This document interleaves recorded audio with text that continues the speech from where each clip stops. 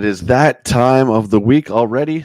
It is Sunday, and this week has flown by. Good to see all of you here. Let me get my stuff straight. Perfect. JT, how you doing? Good morning. Cheers to everybody. Let's raise our glasses with our black gold. So good. So I put a poll up. Would you rather have the arcades back in North America, or would you rather have Blockbuster? 89% of you, despite us talking about rentals and how important that era was, would want the arcades back. And I'm with you on that one. Hell no, Blockbuster. They're the ones that drove out the mom and pop video shops that had the weirdo stuff. The weirdo stuff. What's the weirdo stuff? Good morning, Matt. How you doing, my friend? Cutthroat is here. Good to see you, actually. Speaking moistly, we have the Den of Geek here as well. Christoph, how you doing? It's time to wake up, says Jay. Have you ever played Zombies Ate My Neighbors? That would be a good Halloween time game to play. I've played it, but not like seriously. I mean, I've tried it out, but yeah, I definitely open for that. Rondo's looking for game. You're in the right spot, my friend. Good to see you. But you know what? You guys know I can't do this alone. I can't. Let's bring in our buddy William Lowith the Third.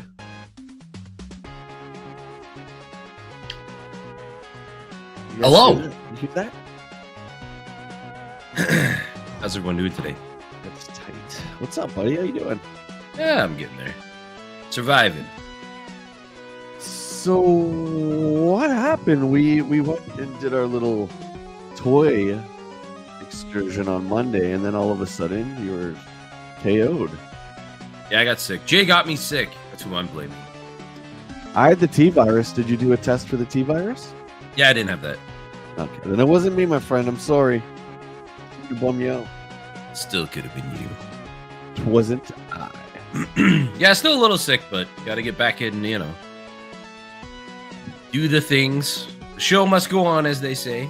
Dude, like I was saying, most times when you go away like that and come back, you're right. It's probably from the plane, right? The recycled air. Like, you're going to get sick.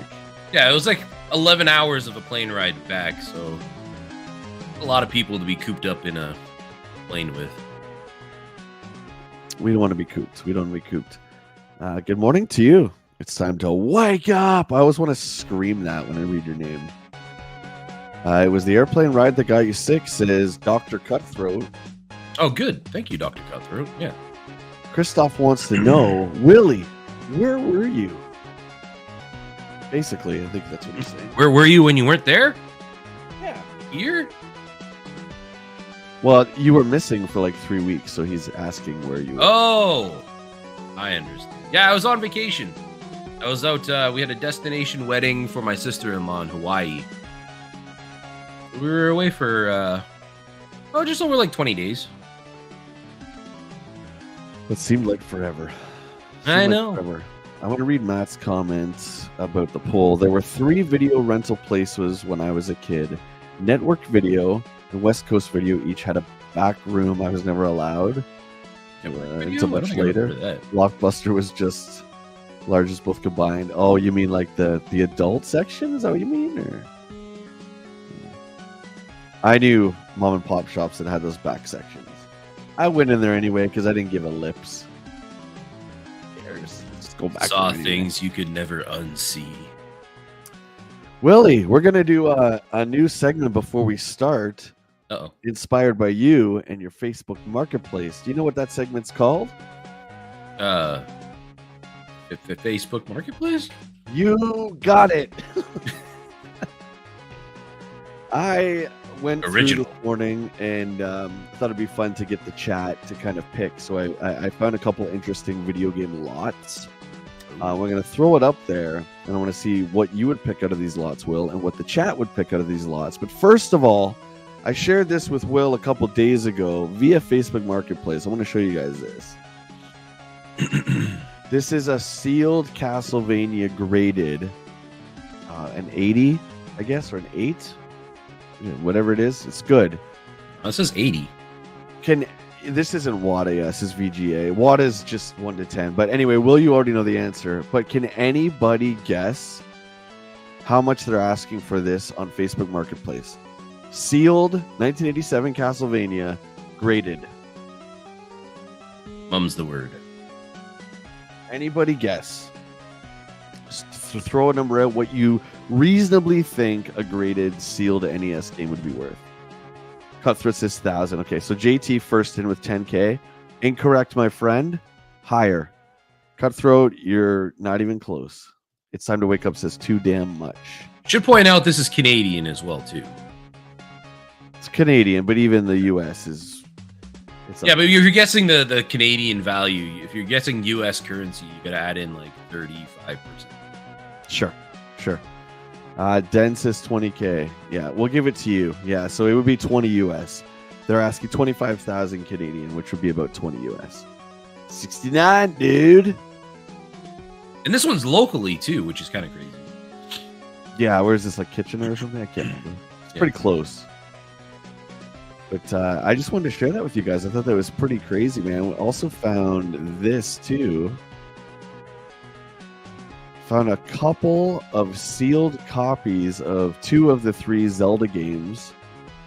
Now, Will, I want you to guess, unless you've already seen this. Guess what these 2 sealed Zelda games go for? Together? Yeah, they're sold together as a lot. What do you guys think in the chat too? And 3,600. Thank you for the gifted, Den. And I want to thank Matt Rubin and Den of Geek, who came forward, who said that they would like to moderate, or actually I approached them and they said that they were interested in doing such a daunting task. So thank you guys. Congrats, and thank you for the help. Den, thank you for the gifted, and Mr. Gignac, wherever you are, congrats on the membership, buddy. Priceless, yeah. So Will was off by 100, 3,500 Canadian. They want these 2. Yeah, I was gonna do that, but I was like, I'll go a little bit higher. That was good, man. $100. What do you think? 3,500 for these 2? Like sealed makes it like a big difference, right? Like those are untouched. Does the sealed thing do it for you? Not for me personally, but I understand from a collector's standpoint. Yeah, something like this, I would be just happy. I mean, I do have these 2, but I would just be happy to have them. They don't have to be sealed for me, but stick that up there too. Yeah, it's pretty interesting. Okay. For me, sealed doesn't make any difference. I don't care about sealed games. It is cool for me when I have my own game, and I've only sent 1 to WADA, and that was the Tears of the Kingdom. That was a fun process. That was fun to do. Now Willie can vouch for my moderation skills. Yeah, I trust you. I'm sure you and Den are going to be just fine. Okay, so let's bring up a lot here. Let's bring up this first lot. We'll get you to go last. Okay, so how we're going to do this is I'm going to bring up an image from Facebook Marketplace. Whoever gets their pick in first gets that game. It says, I'll make believe I'm not giving anyone games right now. But let's see what everybody would pick out of this boxed NES lot. First come, first serve here. I know what I would pick. I mean, it's a decent lot. It's a nice, I would say, mid-range lot. These are all boxed NES. Cutthroat's in first with Narc, okay? Narc is taken. I think I saw this listing. Yeah, I found it this morning, yeah. Matt's in with Turtles 2. Time to Wake Up's in with Star Tropics. Ooh, I think Willie and I are probably going to go for the same one. All right, Will, what are you taking? I'm thinking Strider. Strider? Okay. I was going to do Castlevania 3. You see, but okay. I'm basing it off just looks, because you know how I don't like the creases in the box. Oh, you see the box looks rough. Looks like it's a little like dent in the top there. That dissuaded me right away. I was like, Rondo says there's a 3DO with Street Fighter from 120 near me. That's a steal, buddy. It's a steal. Street Fighter Super, Street Fighter 2 Turbo on 3DO is pretty decent too. Ben says Double Dragon. That's a good pull. Double Dragon. What? Am I blind? There's no Double Dragon. Double here. double. Double dribble. Double dribble. There's no Double Dragon here, buddy. You're looking at the wrong one. And speaking moistly once. Double. It's double dribble. It's a little blurry on my screen. Speaking moistly says Blades. Nice pick. Nice pick. Hey, Raj, how you doing? Good to see you, man. Morning, Raj. Are we picking for value or what we would want to play the most? I'd say all of the above, just whatever you'd want in your collection. Because these are boxed. I'm assuming they're complete. Double dribble. Sorry, just waking up. If you're blind still, that's fine. Okay, that's fun. Got a couple more here. We got some loose N64. Flex N60. Let me look. Now you got all the Nintendo staples here. What would you guys pick if you could take any one of these? See, the collector brain will for me. I go right for the rarest, right? But like Majora's Mask, Conquer. I would say Conquer would be the rare. Gomon is pretty. No. Actually, Tony Hawk 3 in the top left is the final N64 game released. So that one's pretty rare. But I think Conker's worth more for sure. I would probably do Resident Evil 2 in the center, top center there. What would you pick? Yeah. The first thing that pulled out to me was Diddy Kong. It's not rare, but Diddy Kong. Bond is taken. Cutthroat took it. Okay. Speaking Moisty's taken, I'm guessing Ocarina. Rondo's taken Donkey Kong 64. Fair. All right. Well, you got a couple to pick from still.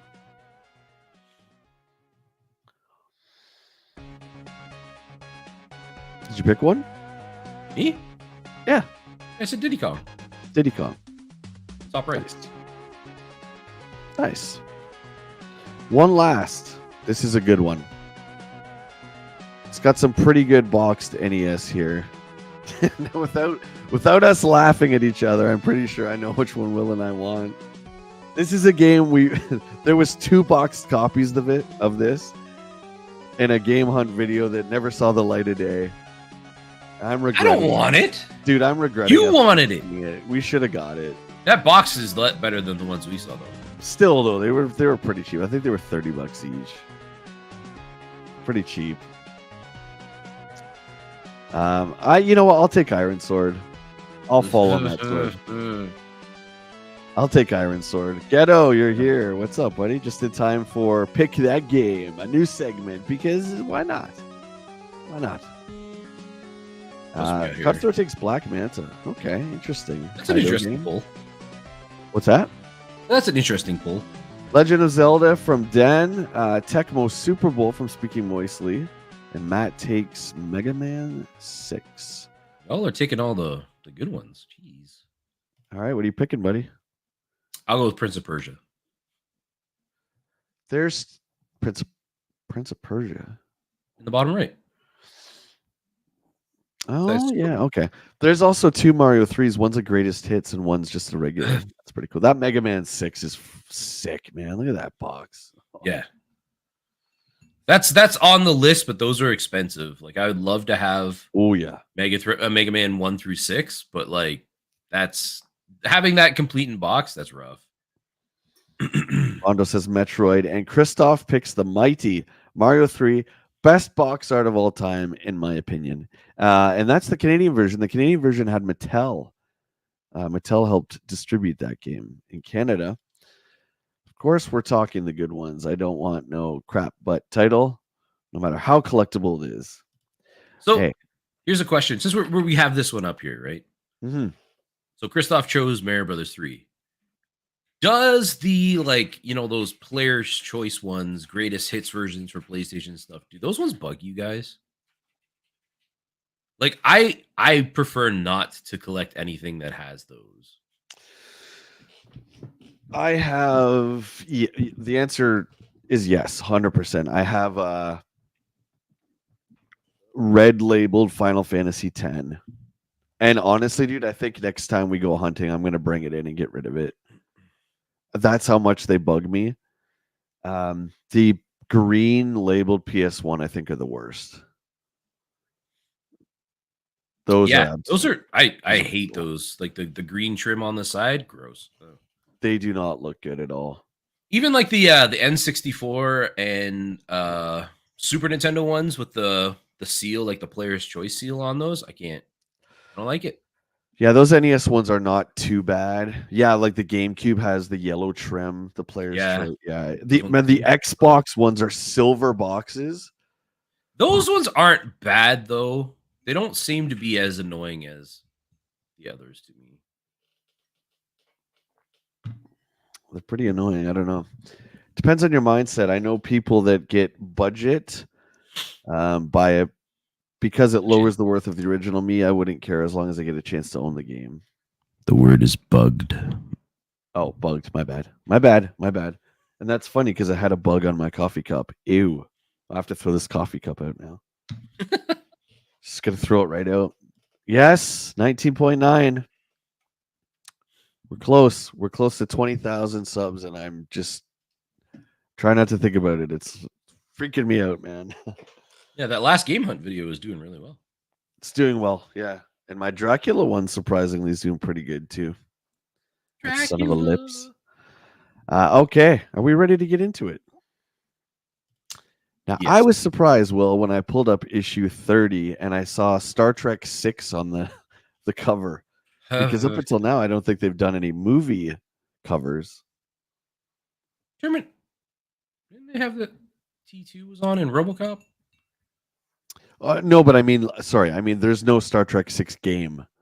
Oh, okay. This is for purely the movie, right? That's why I put the NES game as the thumbnail. Gotcha. They're like, wait a second, there was no the Undiscovered Country video game, at least for consoles. I don't know if PC had them. But here we go.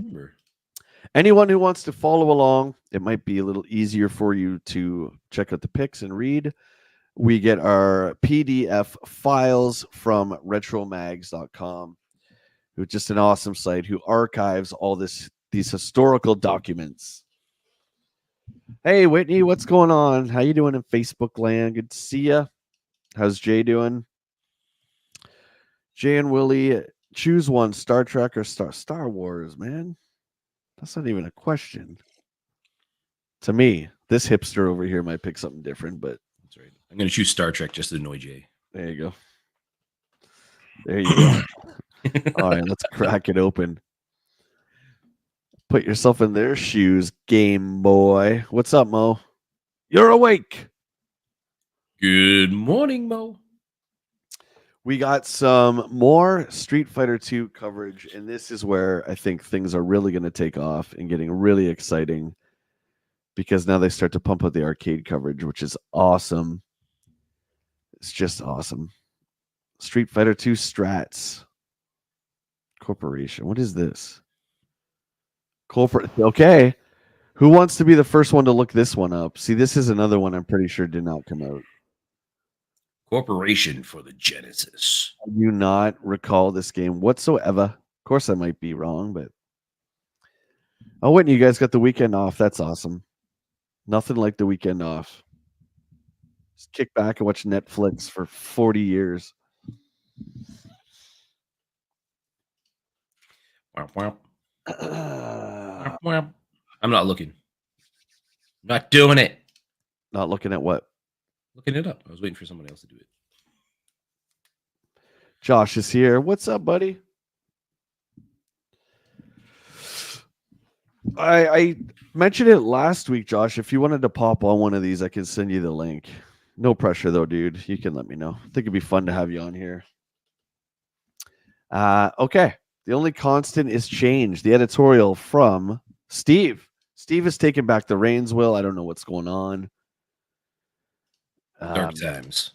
Ed has been kicked off editorial duties. Maybe he's got something else going on farther down the magazine. But here we are back with Steve, the publisher and the editor in chief. Okay, I'm going to get you to start this off. Okay. I'm going to send this link to Josh in case he wants to join in. I'll get you to start, Will, please. Thank you. Okay. Bear with me.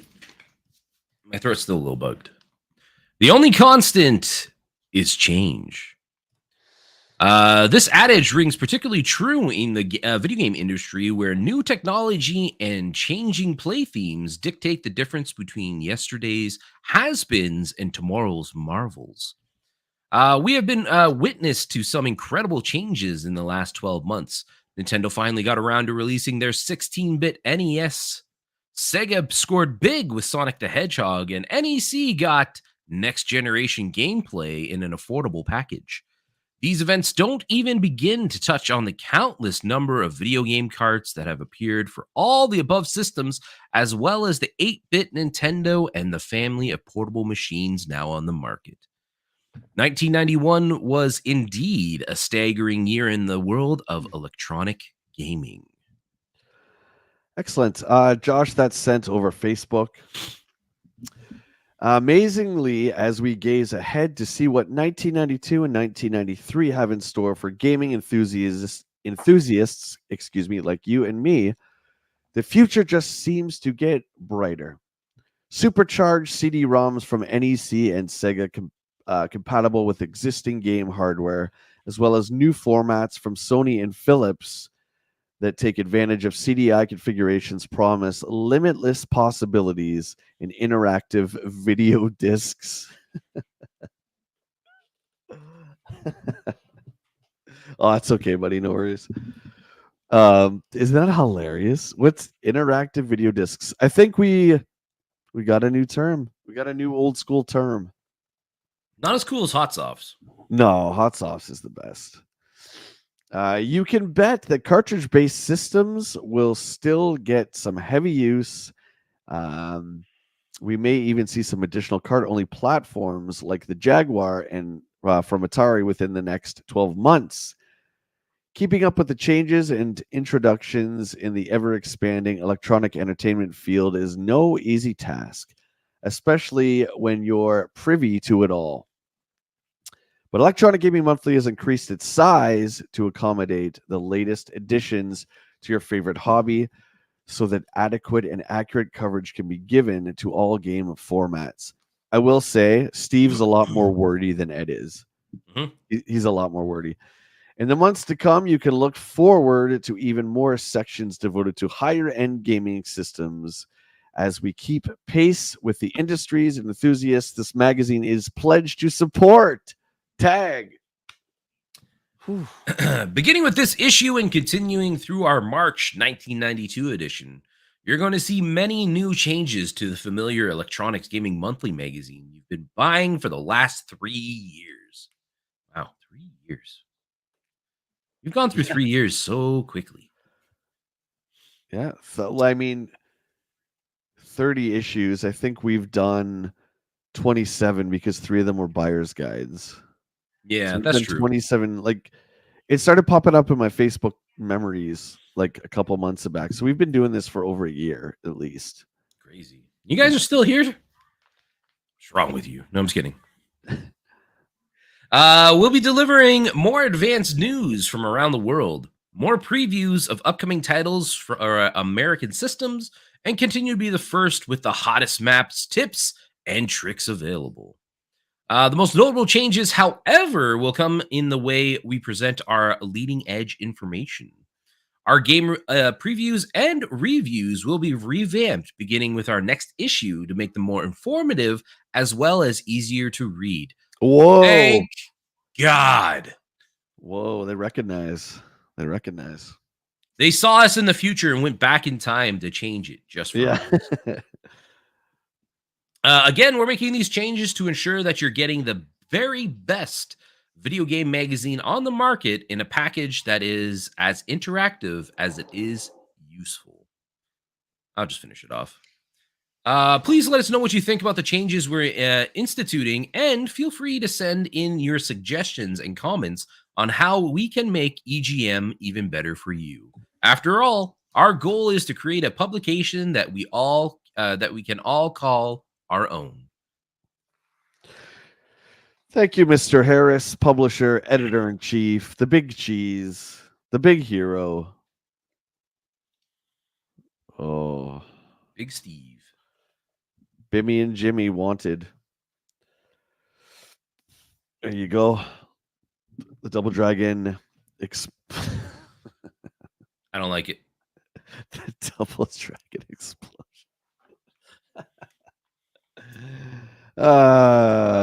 Is this one of those weird games that Matt was talking about? I'm such a child. You could get the Double Dragon explosion in the back room of some mom and pop stores, but you had to be 18. Double Dragon explosion at home or on the go. Ugh. Oh. SNES and RGB from Sam Poole from Seagraves, Texas. I noticed that there is a multi-pin port on the back of the Super Nintendo. There's no capital on that W. Where my audio video cables plug in. Will there be another cable which will allow me to improve the game resolution? With so many pins, there must be a way to connect it to an RGB monitor. Can you tell us how to upgrade audio video to RGB? Says Sam Poole from Seagraves, Texas. And then we got another reader who wants the same kind of thing. Man, everyone in their resolution. It doesn't make a difference. Or does it? It does. Well, not back then, but nowadays, yes. I mean, we knew during the PS3 360 era, we knew a regular customer who became a friend of ours, Will, who had the gold tipped VGA cables and all that stuff. Yeah. Remember? It was like, it wasn't good enough just to have that. You had to have the gold tip because it made it just that much more clear. Yeah. There you go. What's up, Jet? How you doing? Live long and prosper. Indeed. Jacques, good to see you. Morning, Jet. Morning, Jacques. I have just read in another magazine that I can hook up my Super Nintendo to any computer monitor, but I have to have special order Japanese equipment through an importer. Can I do it myself? There are just so many pins, though. I can't tell which to connect. My monitor is labeled as being the VGA type. Since you are the tech experts, can you help me? Says Ian Silver from Coral Springs, Florida. Oh my God, look at the response. Good luck. I'm going to open the window. It's hot down here. Okay, go ahead. In the May-June issue of Mega Play, which is the all Sega magazine, insert in EGM, the reader response has been phenomenal because of your strong interest. We have made a lot of phone calls and came up with pay dirt. Wait a minute. Am I reading the right thing? Yes, I am. Instead of trying to do it yourself, which can be quite a project, there's a company which will make the cable up for you. It's called Redmond Cable. They have 2 offices to serve the East Coast. Okay, like this is the thing that even if I wanted something like this back then, there's no way I would have been able to convince my mom to call this like one long distance call in the States bootleg company to get this cable. Yeah. To make it like that much clearer. Like, do you think it really would have made that much difference? Honestly. So even now, like I have this thing. I bought this recently so I can hook up like the actual retro consoles. Let's show everybody that what you got there. This thing's kind of cool. Basically, it'll let me put in the RGB inputs here, and it'll output into HDMI. It does 720p and 1080p. Zero difference. I was like trying it out. I'm like flicking it. I'm like, I don't see a difference. Well, we also need glasses too. So is it like our old eyes maybe, or? I don't think so. I just think, well, the older consoles, like there's only so much they can do to really clear it up, right? It's not going to like make it super amazing. It's just dated technology. We have tried their cables and can report that they are first rate. Best of all, the cables won't cost you an arm and leg. Expect to pay from $24 to $40, which that's quite a lot back in 1992. I think we're in 92 now. They have cables for almost any analog RGB monitor, and if they don't have one in stock, they will make one for you. Um, Both they and we agree that the Commodore is the best and most popular monitor. So if you're starting from scratch, check out the Commodore 1080 4S. Sorry, Ian, but you have been misinformed. What the other magazine failed to say that there are several types of RGB computer monitors. Those which only have a digital RGB input, VGA type, like yours, will not work with the Genesis or Super Nintendo, as the game systems only output an analog RGB signal. Interesting. Trying a special order through an importer is not recommended, as they are just too many different types of connectors on the US monitors. And as you can see by the Redmond Cable store, which sells SNES RGB cables, that the connection don't have to be made by Japanese equipment. For the real fact on new technology, you can always count on EGM. Whoa. That was a lot. I'm retired from the rest of the issue. Holy mackerel. Those tech questions, I mean, they're always like that, but that's fine. I do agree with the one thing they said that the Commodore is the best, most popular monitor. I want to get another Commodore 64 monitor so badly, but they're so expensive. They're always sought after. Yep. I used that thing all the way up until the PS2. Like, that was a good monitor. I had that actually, like, that was my dad's Commodore 64 monitor. Yep. He had when I was born, and that thing lasted for a decade. Yeah, Jet. What's up, Jet? Those monitors are still popular today. Yeah. And like Will's saying, they're very sought after, so they're very expensive. We saw one at Game Cycle recently. Was there? I didn't sell it. Was there one there? Yeah. Okay, you got two to two. What's this one? Oh, there's a Dragon Quest V there. Okay, let's read this. 12 meg SNES carts. I have watched the Genesis games go from 4 to 8 and now to 12 megabits with accolades and star control. I have a Super Nintendo NES and all I see are 4 and 8 megabit games. Is Nintendo falling behind on the meg race? That's Stop it. The meg race. Meg. I just think of like Family Guy, like a bunch of Megs running. Yeah, pretty much. Or is it the Super NES with a slow processor, just unable to handle the extra memory? Also, when we see new controllers and auto fire built in with Also, when we see new controllers with auto fire built in. When will we see? Oh, there we go. English hard. It's okay. It's okay. You're sick. It would sure help getting me through some of the new shooters. There we go. Should look for a Bishu controller. Dude, like I said, like, again, without ruining any future content, I mean, we ask people, and listen, I only know of them because we've been going through these. I certainly don't remember Bishu whatsoever. Yeah. So honestly, when I was in the States, I went to 2 stores in the States. You asked? I asked. They had no clue what I was talking about. Yeah, I had to like scavenge through the actual like bootleg controllers they had. I didn't see one. Or if you keep, the ad with the wheel, it's like the wheel of all the controllers fanned out, the old one. It's like you almost have to like carry an image of that just to show people. Maybe we do that. Maybe we'd have to print that off and like just hold it in our wallets when we come. Just slap it on the table next time we go to a hunt. We're like, we want one of these. We got to print it off with paper? Like go to Staples? Well, yeah, that makes it more effective. You can't just slap your phone down like this or like a piece of paper. Like it seems more official when you have a piece of paper. It's like this, Cutthroat. That's how you spell it. Yeah, it's weird. Yeah, I guess that would be going in with the old school, right? Like having a printout on a piece of paper. Yeah, let's do it. Well, black and white. No color either, just black and white. Yeah. I don't even know if I have a printer still. I have to go somewhere and print it, and that's embarrassing. Is it pronounced? Like, Matt says it's pronounced Bisho. Really? Bishu. I think it's Bishu. B, and then that's a shoe. Yeah. That's how he's saying it. How do you get show?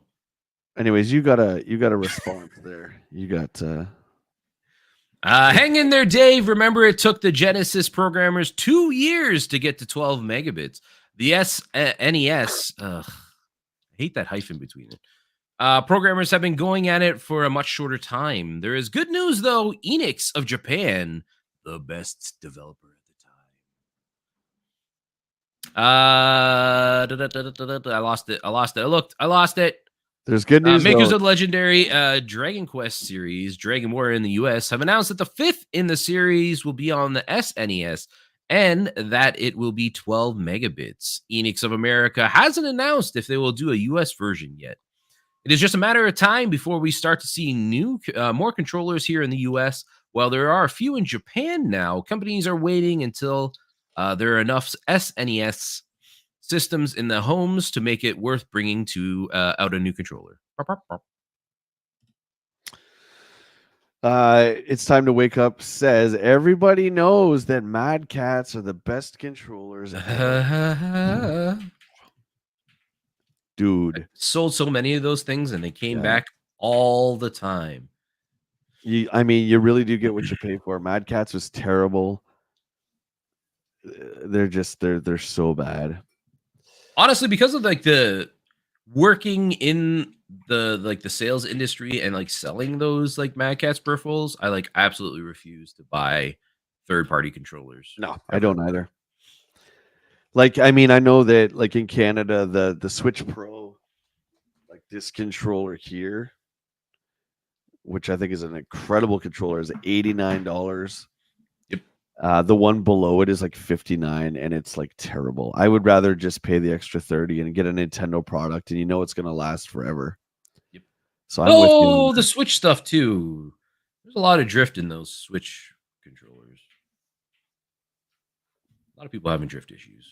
What are you talking about? I'm The going stick to drift storage today to pull out the super graphics. What? Oh, I thought you were talking to me. I was like, what? Sorry, I just saw super graphics. What do you mean you're pulling out a super graphics? You got a super graphics? What? How is this possible? You have one in storage? Oh my god. Dude, that's exciting. All right, we're driving down, Ghetto. Get ready. We're coming to Cali. We have to drive because Jay's too scared to fly. You have an extra one that you're selling? Oh my god, man. Yeah, I'm interested. Message me for sure. Never seen one ever in my life. Jacques says, I don't think those controllers were available in South Africa. What the Bishu, yeah. They're you don't see them much in the EGMs right now, Jacques, but like when Will and I started doing this, they're in the early issues. They look like kind of like Atari 2600 third-party controllers. They're honest, they're not very good. But it's the joke, right? We find these terrible things that become a community joke, and I think it's hilarious. So I think Will and I have to find one just to have like in the background. I thought the idea would be like we talked about is like if we ever found one, we would have it like painted gold, and that would be like the game of the year, like the end of the year thing we do. The golden Bishu, yeah. Yeah, I did like a graphic of that last year, but yeah, that would be fun. What do you mean free, buddy? What are you talking? Nothing's free. If you got an extra one you're getting rid of, like send me a message though. Honestly, I'm interested. Jay, I would love you to do a history of Mad Cats. Oh no. I'm sorry, friend. No shot. Great arcade coverage from Matthew Robinson from Clemens, NC, North Carolina. The Ultimate magazine is now much better. I especially must compliment you on your new feature, Leading Edge. Until now, your arcade coverage was average at best. Some of my favorite games are coin-op machines like Street Fighter 2.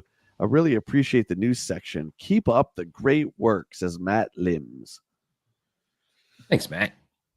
As you can see in this issue, we are the only game mag who can display the AAMA seal, which is the Arcade Association seal of quality. That means you can expect to see a lot more great arcade coverage in the future.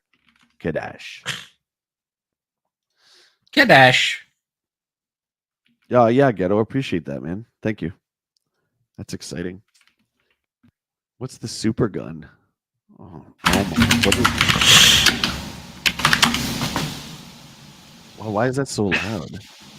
What's so loud? Your mic's like so loud right now.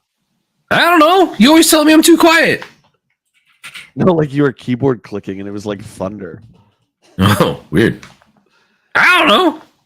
Super. I was gun. looking up stuff. Yeah, we'll do the super gun. That sounds fun. There you go. That's better. I was at my favorite video game store when something caught my eye. On the counter, there was a new Japanese system that boasted you can play actual arcade games in your home. And they had Street Fighter 2 set up. There's one problem with this system, and that is it costs $1,149. Wow. It said it was a 32-bit system. I was wondering if you could tell me more about this great system. Paul Goff from Toronto, Ontario, fellow Canadian. Let's go. Okay, before Will reads the response, can somebody do the magic conversion? 1149. What that would be today for this 32. I've never heard of the super gun. Ghetto, have you heard of the super gun? $1 million. There you go. All right, you're up. We've known about this system for some time, but waited till we knew more about it. One of the popular names for this system is Supergun, made in Taiwan. This system is basically an interface to an arcade game motherboard. What you get for your money is a black box, a controller, and a cable to connect the box to the arcade board. Oh. The reason the system costs so much is in fact that you're buying the arcade motherboard. Street Fighter 2 is not cheap. That alone costs $1,000. From our experience, you certainly get the ultimate in-game playing as you have the coin up minus the cabinet and monitor. We, however, are very reluctant to endorse this product. It has come to our attention that some companies are selling illegal counterfeit rip-off Street Fighter 2 motherboards as part of the Super Gun package. For anyone who is thinking about buying the system, it is very easy to check if they're getting the real arcade board. The name Capcom is all over the chips and board. If the chips are unnamed, odds are the company is selling a ripped-off board. Penalties are very severe for people dealing in counterfeit boards and for those who buy the product. As such, we can't endorse the Super Gun. It isn't a 32-bit game system either. I mean, that's such a terrible name, too. Yeah, that's awful. The Super Gun. It is cool that it just like hooks up to the actual arcade boards. Right. I guess the problem being, I mean, I don't know how it was back then, but you can't just go buy an arcade board. I know you can call arcade manufacturers and buy the whole arcade. Yeah. But who's just going to sell you the board besides Capcom? And I'm pretty sure if you're not like a business, you're not going to get one. So it's just strange. Because, yeah, like they said, Street Fighter 2, the board or whatever, the game is $1,000. So you still have to buy the board. Just buy the arcade machine. Like, this makes no sense. It makes no sense to me. Ghetto says Neo Geo arcades had a little weird box that you could run an an arcade carts out of the cabs on it. You're not talking about the memory card slot, are you? Weird box that you could run arcade carts out of the cabs on it. I don't know about that. The 90s, those devices would run $450 to $800. Okay, now they're $100. It's similar to a Neo Geo. Okay, I got you guys. Never heard of that one. Same, Jet. I have no idea what the Super Gun is. That's news to me. Looks like we got another piece of bootleg technology. The Master Gear Converter does what it says. Oh, no, it would fit the game carts out of the Neo Geo kits. Oh, I got you, dude. I got you. Interesting. SMS games on Game Gear. Sega Master System games on Game Gear. I have a question, Will. Why? Yeah. Who cares? Why not? I've heard rumors that there's an adapter which fits on the back of the Game Gear and lets you play Master System games on it. Is this true? If it is, it would add at least 50 more titles. I, for one, would like to know, as many of the old Master System games are real cheap here in New York. Can you please look into this rumor for me? Says Nick Kovac of Tulsa, Oklahoma. Yeah. We have heard the rumor too and started calling around to see if we could get one. No problem. Called the Master Gear Converter and made in Taiwan. The device clips into the Game Gear card slot and rests on the back of the Game Gear to drain the friggin' batteries even more. Like it wasn't enough just to turn the thing on. For extra strength, the converter also has a screw which tightens into the threaded hole on the back of the Game Gear. Just slide your Sega Master System cart into the converter and turn it on. Turn on the power. Best of all, it works. Granted, some of the text is unreadable because it's so small on the Game Gear screen, but many of the old favorites like Alien Syndrome, Afterburner, and Alex Kidd work fine. If you were to get one, Video Game Excitement is selling the converters for about $50. You can call them at the number below. Interesting. Interesting. I feel like you read all about this. Like you're always about the weird add-ons and like weird peripherals. So I thought you'd be cool with this. So you'd be like, yeah, this is kind of neat. It's just a little strange for a system that notoriously tanked in North America, the Master System. Like, why that? I guess the hardware to run it would have to be comparable, right? So it would be 8-bit. They couldn't do Genesis. So I get it. It's just strange. But yeah, the unlicensed stuff, man, for stuff like this, I'm not really super into, honestly. Like Game Genie and Action Replay and stuff like that. Not my thing. You're up.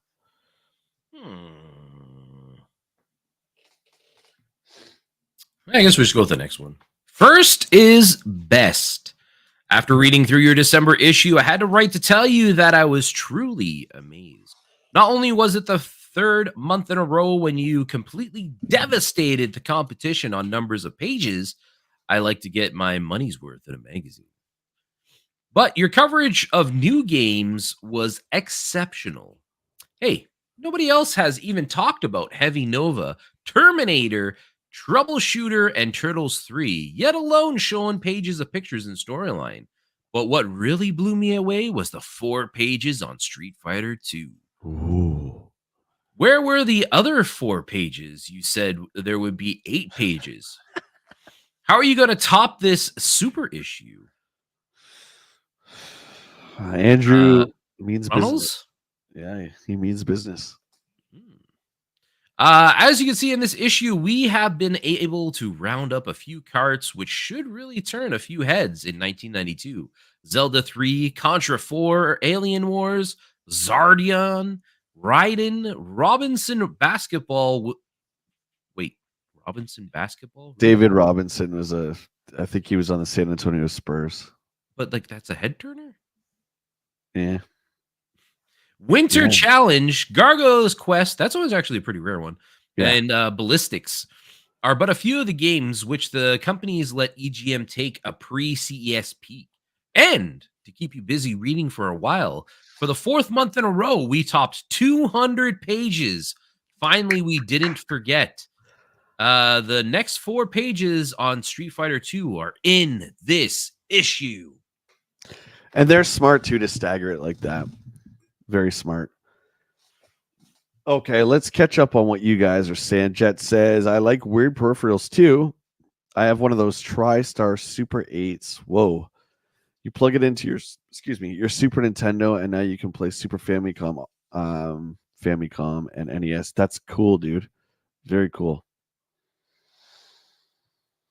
Andrew sounds like a know-it-all.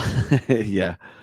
Jacques says, Street Fighter 2 Turbo, I think, was the first Street Fighter I played. Yeah, that was the 3rd version of the 5. Pretty good. That one's pretty good, for sure. No one ever brings up politics or other crazy crap that doesn't belong in video games. Gaming was a free space to create and share without drama. It was for sure, dude. 100% agree. Too much Sega is our next letter, and John Gilbertson from Minnetonka, Minnesota, is not happy. It sounds like, guys. So let's see what he has to say. I've been a fan of EGM since its second issue.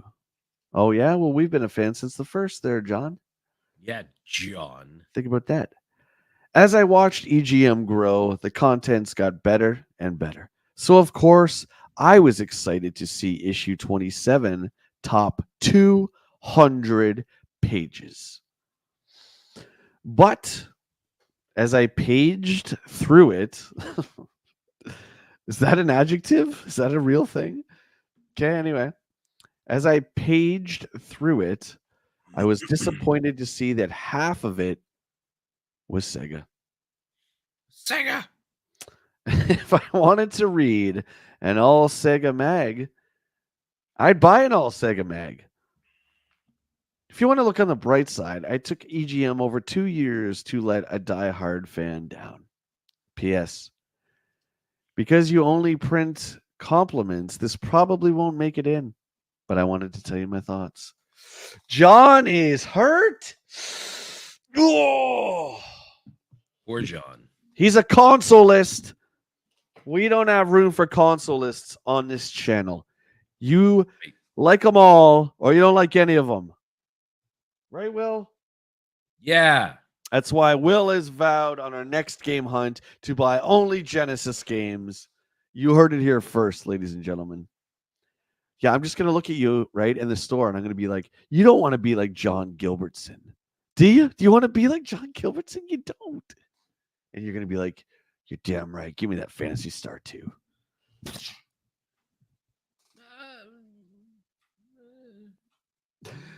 Since you've been reading EGM for some time, you know we occasionally run special inserts there, John. That issue, it was Sega Force. The issue before it was NEC. The issue after it was Neo Geo and Atari. While any one issue may have more coverage on one system because of inserts, over the period of months, it all evens out. Even Steven, baby. Look at it this way. Rip out the Sega Force and throw it away. What is left is still and equal to the size of other mags that month. Wow. Rough. Well, I mean, we're going back to, there you go, buddy. We're going back to a time where, you could, you generally only had one system. So you kind of, you flew that flag and that was it. But I don't like seeing that stuff. I don't like seeing it. Yeah, but like, I never understood the mentality. Even if you could only afford one system, yeah, like enjoy what you have, but don't like try to make others feel bad about their purchases. Like, as long as they're having fun, who cares? There was a kid, and I'm not going to name his name, but it was Andre in high school, and he was a turbo guy. And like, me and Skylar, me and Sky were super close in high school, and we bought everything, right? Because we worked at the same restaurant. So we had like a little bit of disposable cash, which was cool as kids. So we got all of it.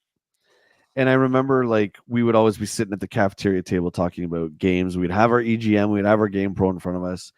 And we liked whatever game. It's just if the game was cool, that's all that mattered. And this Andre kid would come in and all he would talk about was Turbo. And if it wasn't on Turbo, he specifically hated Genesis.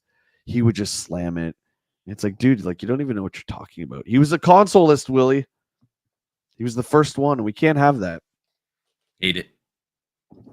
We can't have that. There's no room for console elitists. No. Jacques says there's no such thing as too much Sega. Yeah. And like they said, it was be a different insert for each month, right?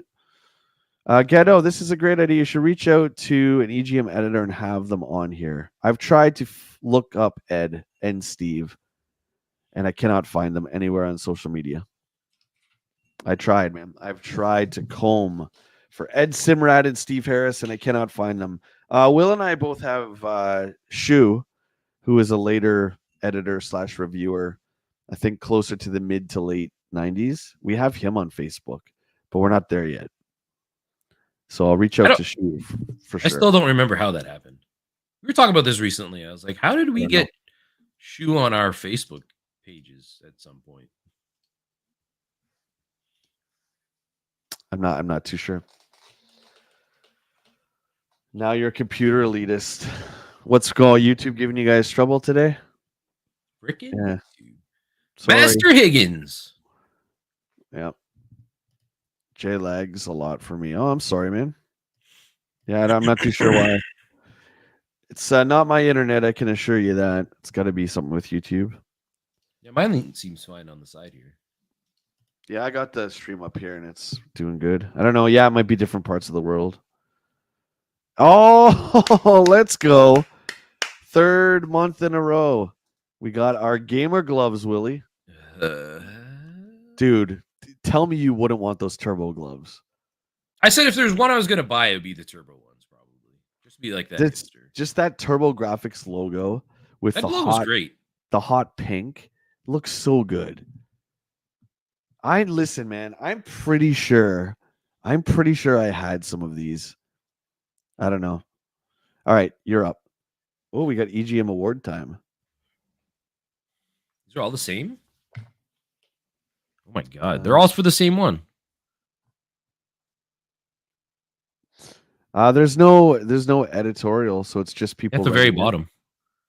There's like a little blurb. Oh yeah, there it is. Okay. Well, we could we'll switch. You could do a couple. I'll do a couple. Okay. I'll do. We'll just start from the top, I guess. Whatever. Thank you for finally telling everybody which is really the best system. I also like the Gradius 3 Slowdown Award. Thanks. Brampton, thanks, Jeremy. Ontario. Really doing us proud here in Canada with that little blurb. Is that worth writing in for? Jeremy, I need you to question all your life decisions. I can't see why. Wait a minute. Okay, listen, chat. Listen. What are we missing here? They're talking about these awards. I remember they previewed these awards like before Will went on vacation. And we've done a few issues since, and we haven't seen any of these awards. What are they talking about? Is this maybe it's in the buyer's guide? Maybe it's a separate magazine. It's got to be. It's got to be. I'll do the next one here. I can't see why Super Mario World didn't win the Best of the Year award. I mean, 96 worlds. Come on, EGM. I've been working on this game for several weeks now, and I'm only up to 73 worlds. When Sonic came out, I beat the game on the second day I played it. Now, which is the better value? With Mario, I at least am getting my money's worth, says Josh Baxter from Macungie, Pennsylvania. Sorry, Sonic sucks. Josh knows it. And yet we're getting like the Sonic Shadow Collection is coming out. Like, I gotta honestly ask you guys this, and I'm not biased. We just don't like Sonic as a game. Who is buying these games? Because I know a lot of people who play video games, and no one ever says, I'm playing the new Sonic. Not one. Maybe one guy that Will and I know, but besides that, nobody else. Who's buying these? Like, they're making movies, they're doing TV shows, and they're making games still. Like, the stuff's doing well. Like, the movie does very well. It's weird. It's so strange to me. The games are just so bleh. Excuse me. Sorry. I don't know. Yeah, it's just not our thing, but obviously there's a community out there. There's people that love Sonic, and we're not going to tell them they're wrong. Of course. No, it's just our opinions, that's all. Well, it says when I was growing up, it was more PC games versus console, or PC gamers versus console gamers. Oh, you play games on a PC.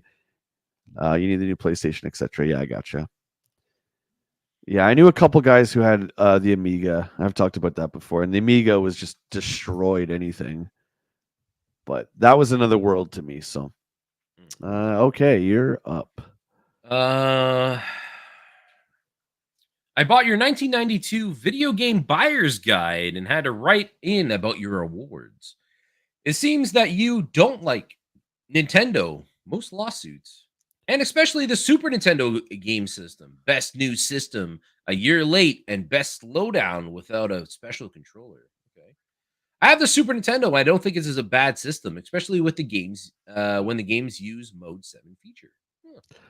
Thanks, Wilson. Okay, so the buyer's guide is the one that had all those awards that they were talking Yeah. about. Okay, cool. And like, I don't know. It was I think those are more meant to be fun, but some people are just taking them like literally. One of the reasons why I get EGM every month is that you have the guts to state an opinion. Your reviews rip games when they deserve it, and just last month, your awards state which game system is the best. No bull. None of the wimpy, it's too early to tell, or hard to say, or it's a draw. I have all three systems, and I find myself playing the Genesis the most. Keep on telling it like it is. Sam Ryan, Buffalo, New York. See, this is the problem, man. You don't play systems, you play software. I've said it a million times. I mean, I'm not saying his statement's not true. Out of all the games, maybe he plays the Genesis the most, but I don't like this. I play Genesis. I play this. Anyway. You're up with, that was Sam Ryan from Buffalo, New York, writing in.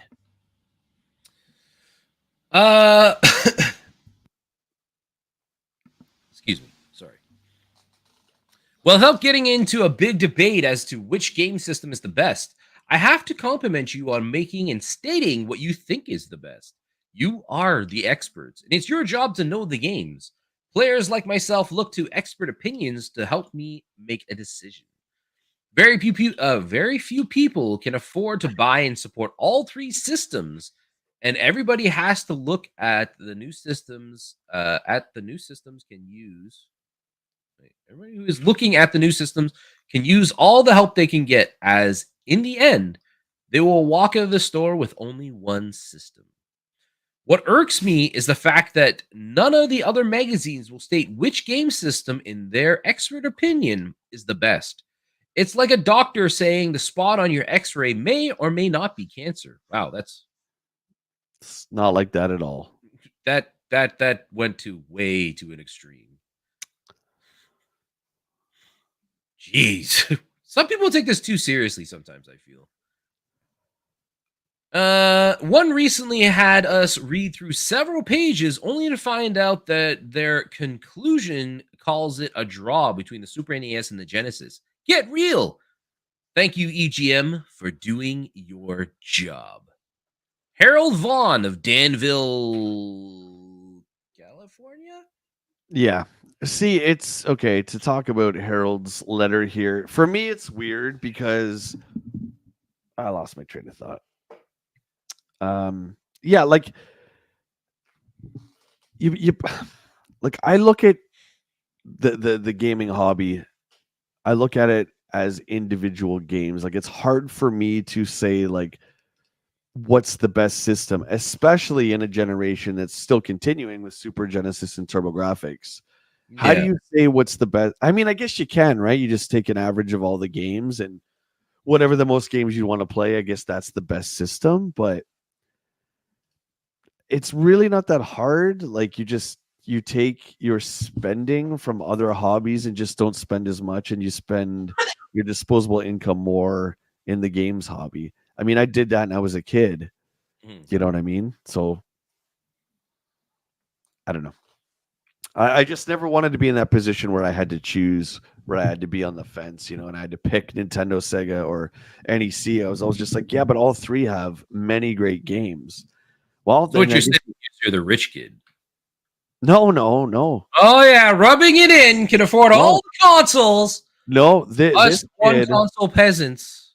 This kid here had a very loving mother, but I also worked my butt off friggin' washing dishes at 13 years old, man, to get this stuff. So I sweated for my games, baby. I did. Oh, I did. Dan, we got another gifted membership. Thank you so much, buddy. We don't have all the sound effects here on the old StreamYards, but thank you, my friend. Much appreciated. Look at this guy. This guy's in the chat. What up, Chad? Hi. Good morning. Morning, Chad. Jacques says, "Do you guys think it's more expensive now or back in the day?" Back in the day. That's my vote. You think gaming is more expensive now or in the 90s? Hmm. I guess if you take into consideration, like, you know how we always do that dollar value comparison between times? It's probably Yeah. more expensive back then than it is now. Yeah. Because like the value of games, like price wise, really hasn't changed much over the last like 30 years, 40 years. Yeah, and back with Yeah, cartridges we're almost as at we we'll be 40 years next year since like 85 ish. So what, right. 83 since the Nintendo came out? And cartridges were based on how many megs they had, the more expensive it was. So um and Denna Geek and I were talking about this the other day where I specifically remember buying Rainbow Six Vegas for Nintendo 64 and it was like $100 with tax. Mhm. And then you would buy Mario and it was $59.99, right? So I think gaming was much more expensive. You look at the cost of the CDI, the 3DO, the Jaguar, those things were like 3DO was like $1,000, man. Yeah, expensive. Just out there. And I know the PS5 is expensive, but back then when you had so many different choices, it wasn't just Nintendo and Sega. There was like 6 or 7 home consoles that you could buy, and they were very expensive. I'll read the editor here. It's always informative to read through the hundreds of letters that we get right after we publish our awards. Excluding these readers with obvious biases, the vast majority of players like the fact that we have an opinion and that we're able to call a bad product bad. Dwip. Nice. Now I feel like we should get that awards issue. That sounds fun. Mm. Yeah. Maybe we'll do that one next. Virtual racing $100. Oh yeah. The 32X one, I think. Yeah. The one I always cite, Jet, is Fantasy Star 2. I remember pulling down the tag at Toys R Us. It was 129. I'll never forget that. And that's why it was so crazy when Star Wars Outlaws was coming out and everyone was having a fit over the different versions of that Ubisoft game. Like the Ultimate Edition was 139. I'm just like, okay, isn't that just normal, right? But Yeah, because like we talked about that is like that's not a new thing for Ubisoft, right? Like we remember like the Assassin's Creed games already having those like tiered bundles. You have like the base game at like 79.99. I think no, yeah, it was yeah, 69.99 Canadian at the time, and then yeah. 89.99 for the next tier, and then like I think it was like 119.99 Canadian for the top tier Ultimate Edition. Like they've been doing that forever. I don't understand why people were so upset. I don't either. Yeah, and it was a normal thing. You would have 3 versions. Yeah, so one with some DLC, cosmetic stuff or whatever, and then the next one would be the Assassin's Creed with the statue, right? That would be the one that was like 150 or whatever. So they've really always done that. So anyway, to answer your question, I would say that gaming used to be more expensive, and I think we're pretty lucky right now, given the other hobby that I'm into, which is toys and new toys just going off the rails, crazy. I think we're lucky that games have still kind of maintained in that same ballpark. Yep. So we're lucky there. They could be way more expensive, especially with the amount that they put into them. Oh, Steve's the boss, Cutthroat. That's why he started out editing. He's always on the top, yeah. And I think he was probably doing something else. But Ed, I also have learned he goes to a lot of the shows, right? They both have different roles. Cost of living is higher now than in the 90s. Your dollar went further in the 90s. 100%. 100%. Josh says Lemmings. I'm gonna buy a Sega CIB soon, I hope. All right, let's see. This is the review crew, the best section in the magazine. So this is Lemmings by Sunsoft for the Super Nintendo. Before we get to it, Will always reads Ed. I read Steve. We're gonna catch up on what these guys have been doing the last month. So Steve, the boss is still excited about Super Contra and can't wait till Konami sends the next update cart. Oh wow, that would be something. That would be something. Can you imagine getting like version 2 of a game? Because there's no patches obviously back then. So I Yeah, didn't know that Konami would send like a few levels, then a few more. Can you imagine having one of those carts? that'd be cool, right? Like a tester card or whatever it is. That would be crazy. They got to be there. There's got to be a few of them probably circulating somewhere out there, right? Yeah, Game Cycle has a prototype of Kicks for NES, Yes. but they don't know what to sell it for. But it's there. Until then, Zelda 3 and Zardion are keeping him busy. Ed just can't pull himself away from the Mega CD, even though he played through all of the available games. Lennis, What? Lettuce. Lennis, that's what it says, is a new game which has caught his interest. What the fuck's a Lennis? Any Lemmings fans out there? Not this one. Any of you guys? Its time says, I think Chrono Trigger was 80 US upon release. Never checked into that price. Will, can you remember if Final Fantasy 2 or 3 were more expensive? I can't remember. For the Super Nintendo? Yeah. Like back in the day? Yeah. Do you No. remember you don't remember? No, because I'll be honest, like back then, like my parents were still buying me games because like I was in public school. Oh, that's fair. Right. Matt says people were upset because the extras you would get within each tier weren't worth the extra price. Oh, for Outlaws?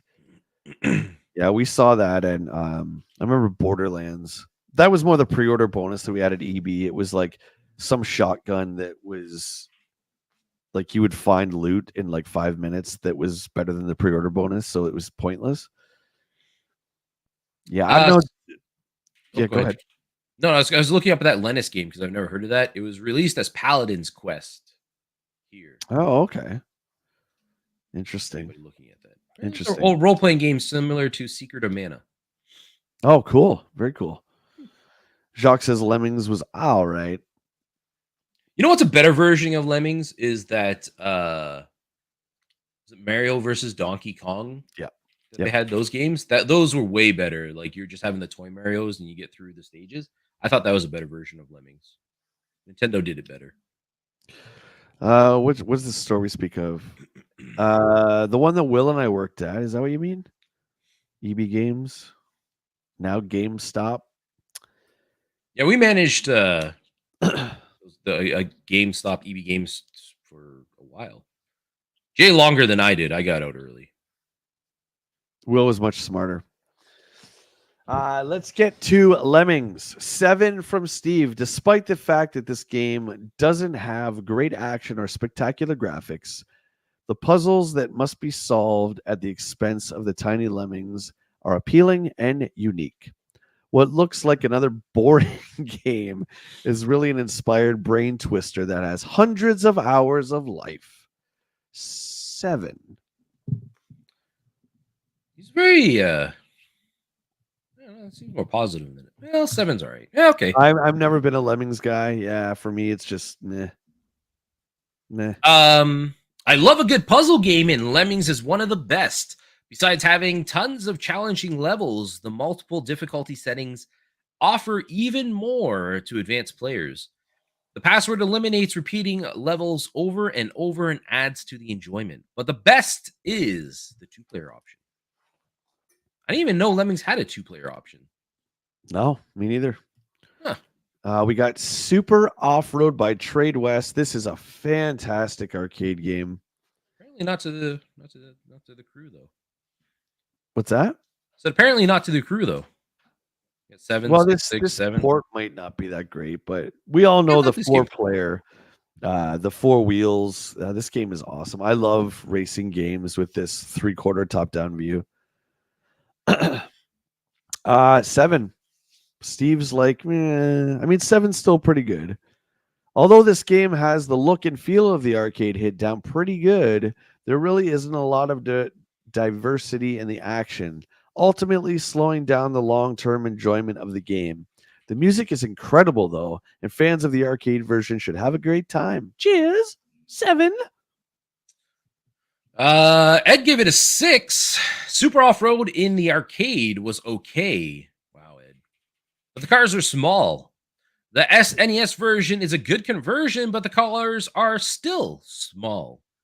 The player controls of the car the player control of the car is very good and keeps a player going even if most of the tracks are basically the same. Unbelievable music.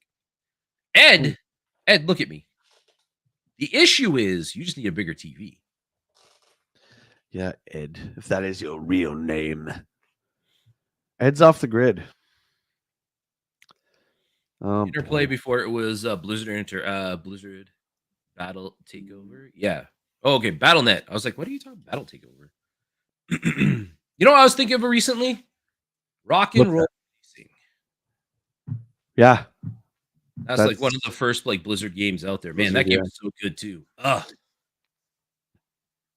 Yep, that was before you had to be logged into their account to do anything. Good game.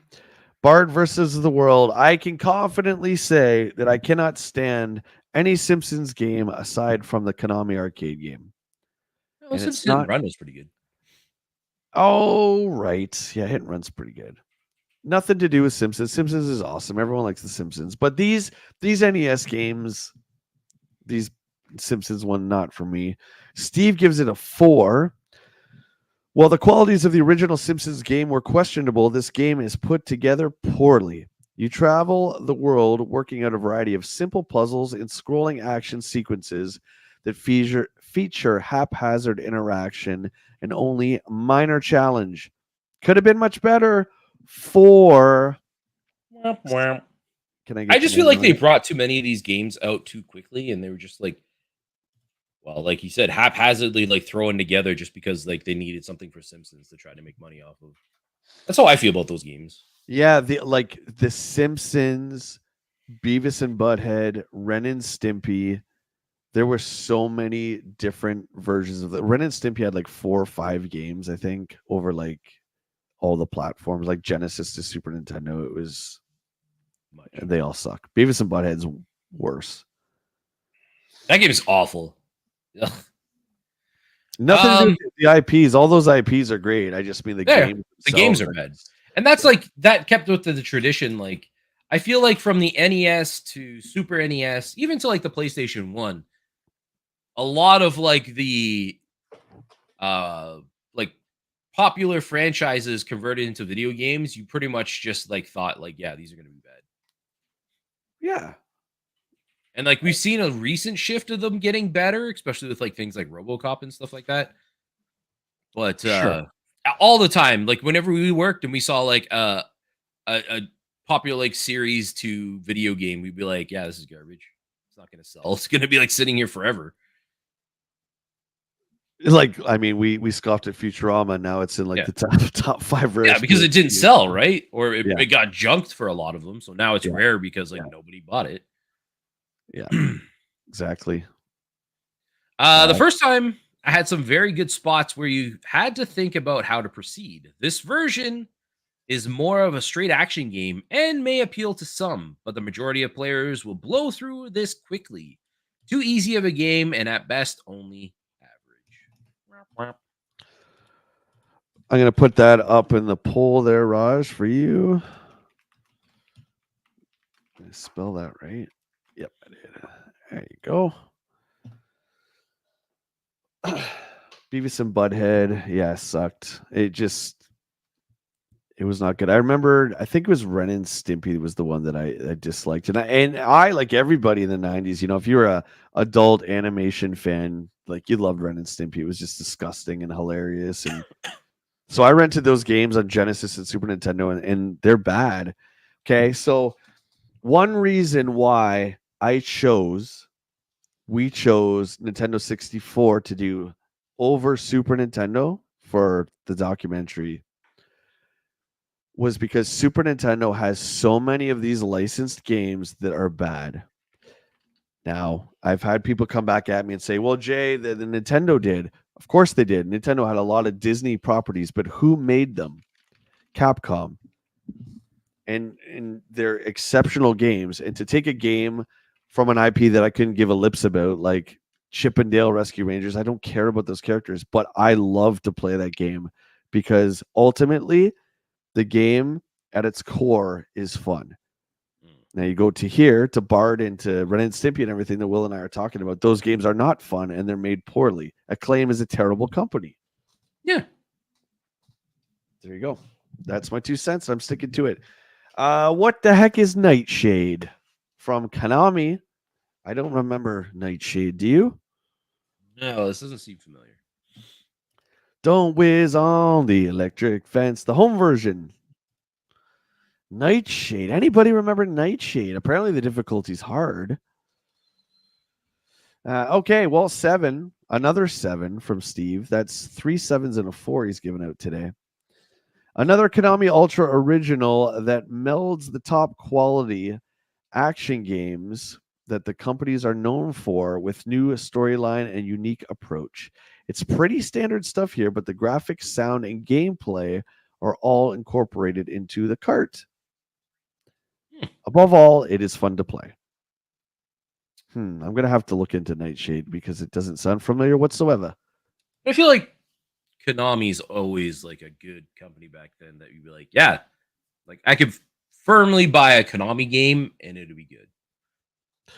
Yeah. I mean, you really got to know, like, the early Konami branding was, their backgrounds were silver. Their boxes were silver.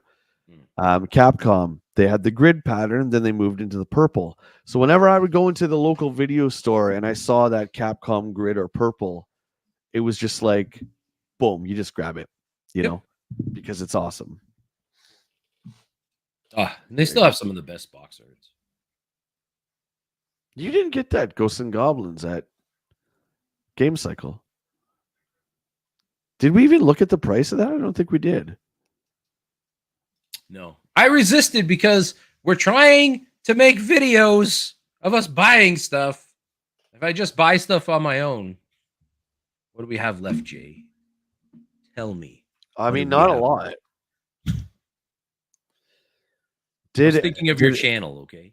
Did Acclaim own LJN? I don't know. Well, LJN was a toy company. They started out as a toy company. I don't remember if Acclaim owned them. I think you might be right. It's time. I think. Yeah. Poonam, thank you for the sub. Appreciate that. If you're in the chat, welcome on in. You're up there, buddy. Distracted. That's okay. That's good. Now this game has style. It's a quest game that involves a fair amount of thinking. Lots of things to do, examine, and use. A well-rounded quest that has spots of brilliance, and some of the solutions are downright devious. Not a game for the shoot anything that moves crowd. 8. Okay. Ed's giving a little bit of attitude there. So he's a little bit highbrow. He's like, you're not sophisticated enough to play Nightshade, okay? So if you think this is going to be Contra, you can think again. Sorry, Ed. You got knocked down. Back to an editor. Who's winning this poll? I put choose Kirk or Picard. We're at 50% for each. Oh, it's the ultimate showdown. Which Kirk, though? Captain James T. Kirk. No, but like Shatner's portrayal of Kirk, or like Chris Pine's Kirk. Oh my God! What? Or there's in Strange New Worlds, there's a new actor who actually does a pretty good job. He plays Kirk too. I mean, William Shatner. Oh my God! Don't even talk about the. There's three different Kirks. The J.J. Abrams Star Trek. Give me a break, bud. Wait, are you all right? You gonna be okay? Who do I? What's wrong with those movies? Those movies are great. That's like saying, who's your favorite Luke Skywalker? That little boy in the Obi-Wan friggin' show, or Mark Hamill? No, because those are like different eras. You can't compare that. They're all playing the same Kirk in like an age-appropriate and like captain-ish role. Listen, those Abram movies are so terrible. It's insulting. Facts. There he goes. He's gone. Yeah, get out of here. Get him the hell out of here. You know what? He's out of here. He's done. He's done. Oops, back. I made a big oops. There we go. He's okay. Listen, from now on, there's no more Will because this is just absolutely ridiculous. Like I can't do this by myself. All right, we're back. We Yeah, just see, had it's time to wake up a Grease too. There you go. little derailment there. What's up, Mr. Gignac? Good morning, my friend. How'd the pool closing go? Yeah, see, Matt agrees with me. Thank you, Matt. Jeez, this guy doesn't understand nothing. The Defenders of Dynatron City by Lucasfilm, I believe, for the NES. 4. Ugh. Oh, wait. Before we go, hang on. I liked the Star Trek reboot. I thought they were good. No. That is so different, Jay. You can't judge little boy Luke, who was on screen for 10 minutes, compared to Mark Hamill, who was in 3 different. Yeah, but this guy tells me which Kirk. Listen to me. If you go to any Star Trek convention and you talk about Captain Kirk, you survey 100 people, 100% of the people will say William Shatner. I guarantee it right now. Who's the other Kirk? What's his name? Chris Pine. Chris Klein? Pine. Okay, Chris Bynes. Oh my like, God. Who even knows who that is? Give me a break. What do you mean? I love you guys. Chris Bynes. I never heard of him. Whatever. Anyway, Steve gives it a 4. Let's get back on track. Are you standing up? When did that happen? Yeah, I have a standing desk. I can make it go up and down.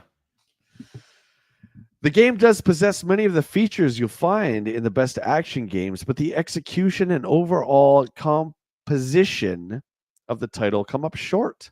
What you're left with is a very average cart that does very little to break the molds of previous titles within the genre. Yes, I know Chris Bynes is a great Kirk. I know he's better than William Shatner, all you hipsters. Holy God. Shatner's a Canadian legend. I take nothing from him. But...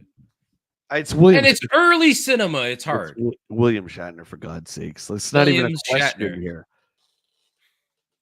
Okay, would you say... Okay, let's take this a step further, Will. Okay. Which actor do you think of when you think of Obi-Wan Kenobi?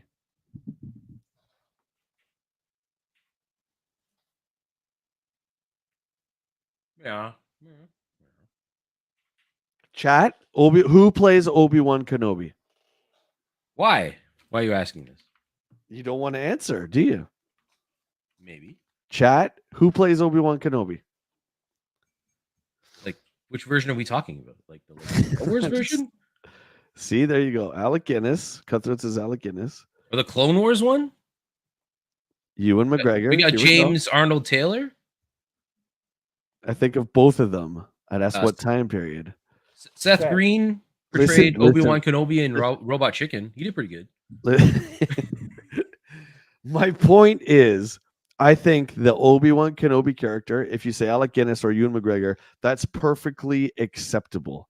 But when you say Captain Kirk, there's not one person on the planet that would say Chris Bynes is friggin' Captain Kirk over William Shatner. That is ridiculous.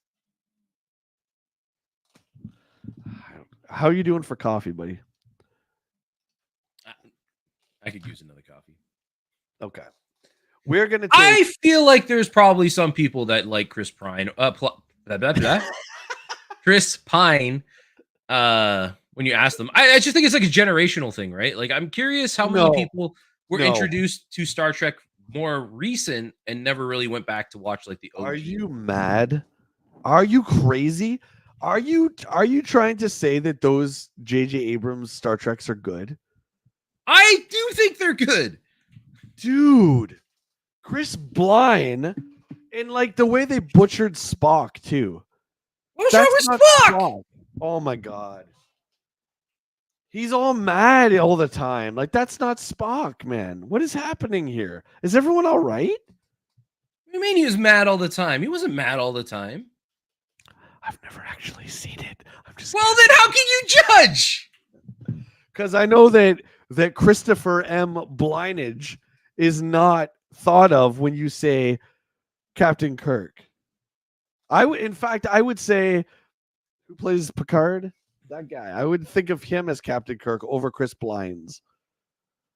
The new Star Trek films are good. You guys are crazy. There's no way. You haven't seen. You just admitted to not watching them. I've seen them. The second one is just Wrath of Khan retold, but terribly. Are you guys okay? Trust me, Jay. You do not have to see the reboots to know they suck. I've seen them. I've seen the first two.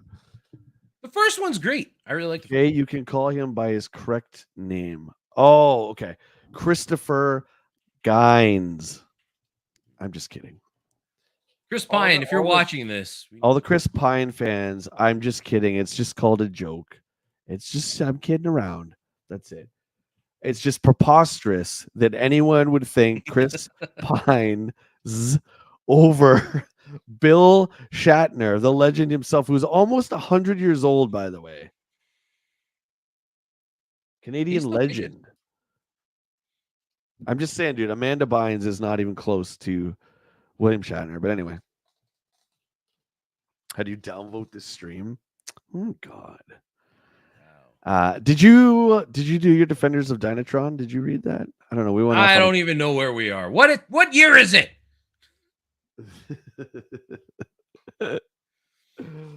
Yeah, Shatner cut through it. I think he's like 91 or something like that. Yeah.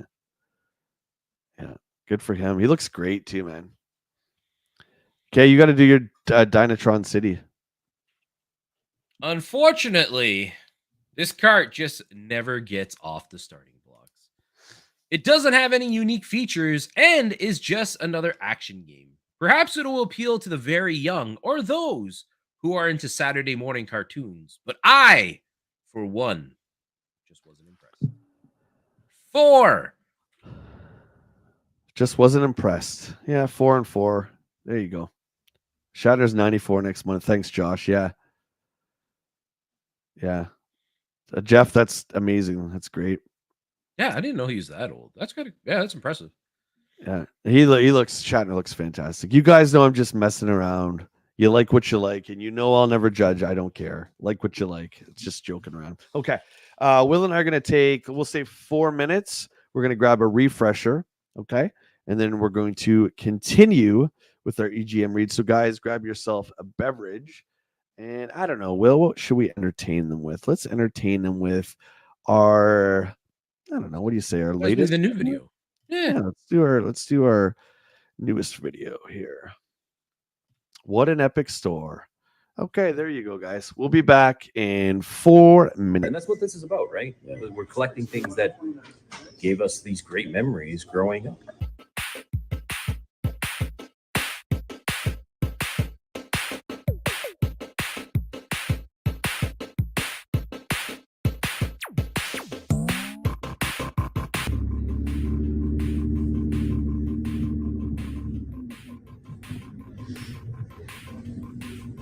Destination is on the left. Thanks. Where? Oh, there it is. Well, it was a long drive, but we made it, dude. There we go. Finally. We got games. Ooh, look at that. Oh, it's so hot. We're hunting for hot softs today. All the hot softs. We are in Whitby, Ontario. We got games.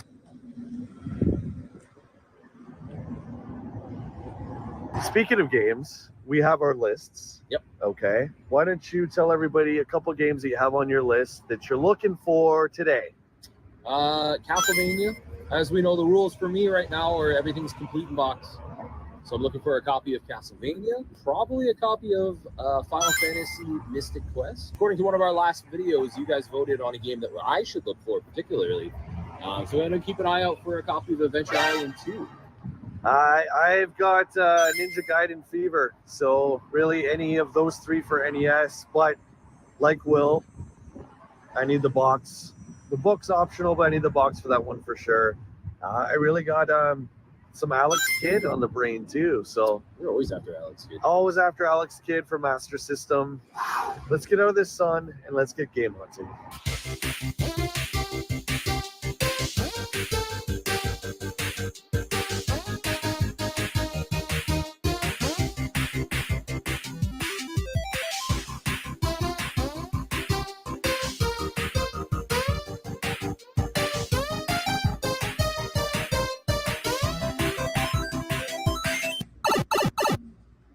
How long has the store been open? So this particular location here in Whitby, Ontario, has been open for around a year. Because we love, like, that's the other thing is we like meeting people, right? And Skies of Arcadia. Oh, they got Power Stone. Freaking the Dreamcast, so good. Soul Calibur. So let's talk about that. This is the first. This is the first display cabinet right here. this is the first one, which has some bangers in it. Like we're talking about just Dreamcast alone here, right? There's a ton of Dreamcast stuff, which also you don't see a whole lot of Dreamcast in general. But if you come down to the bottom here, tucked behind here, we got some Sega CD. Oh yeah. We got Lunar there, Dark Wizard. And then we come across over here, we got some Genesis games, Splatterhouse 2.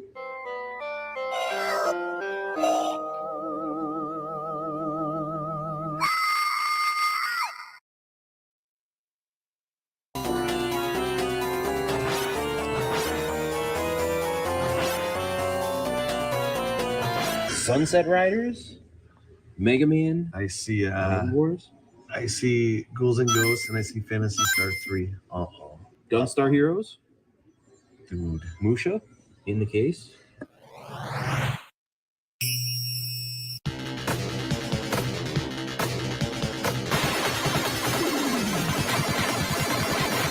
I want to show you something that I caught right when I walked in. Are you ready for this? I'm ready.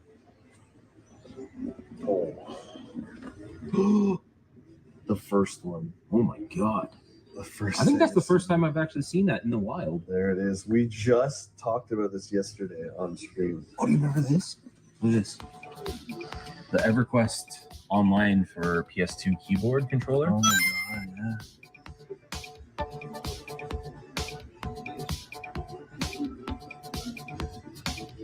Some awesome Game Boy stuff, Bubble Bobble, Pokemon.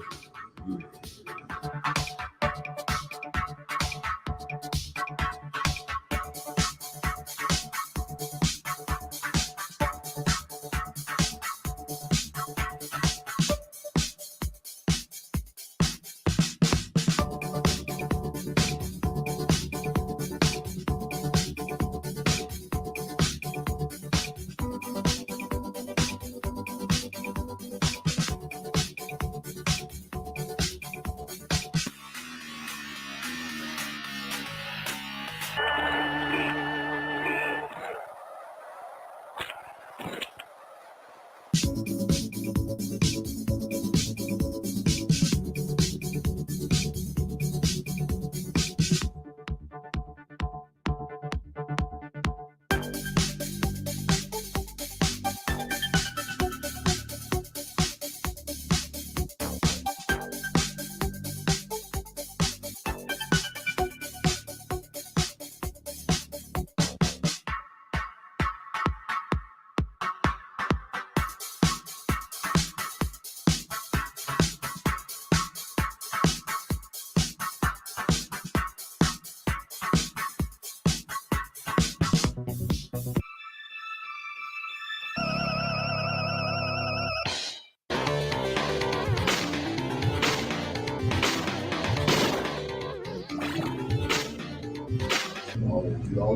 Right. Back then, really thinking about it, we should have bought some of those up. We just held on to them, right? Because like they're just worth so much now.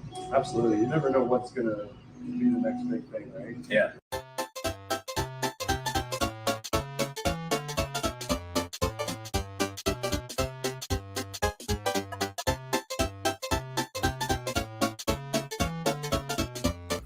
There's a ton here. Yeah, this is Yeah, awesome. it's kind of overwhelming.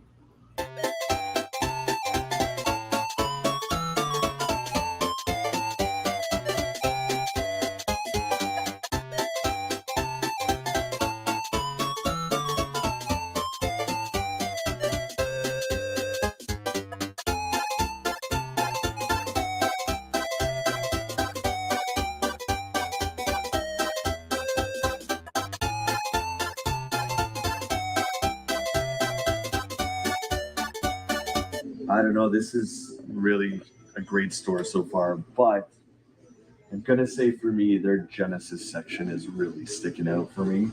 The Wily Wars, Fantasy Star 3, I don't know, man. I think that might be, depending on the condition, we'll check it out.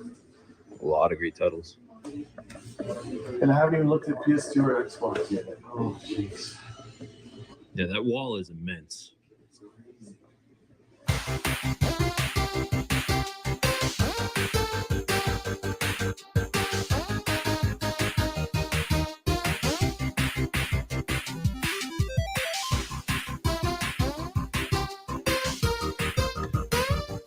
All right, we're ready to rock.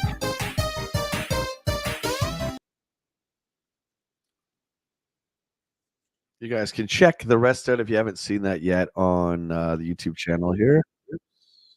Go. Okay, shall we continue? Superman 64. What's going on with Superman 64? Who is talking about Superman 64? Come on now. Come on now.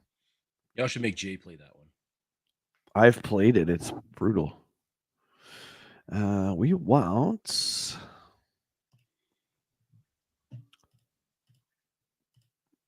Oh, yeah, I think I didn't even get through the rings, man, of the tutorial.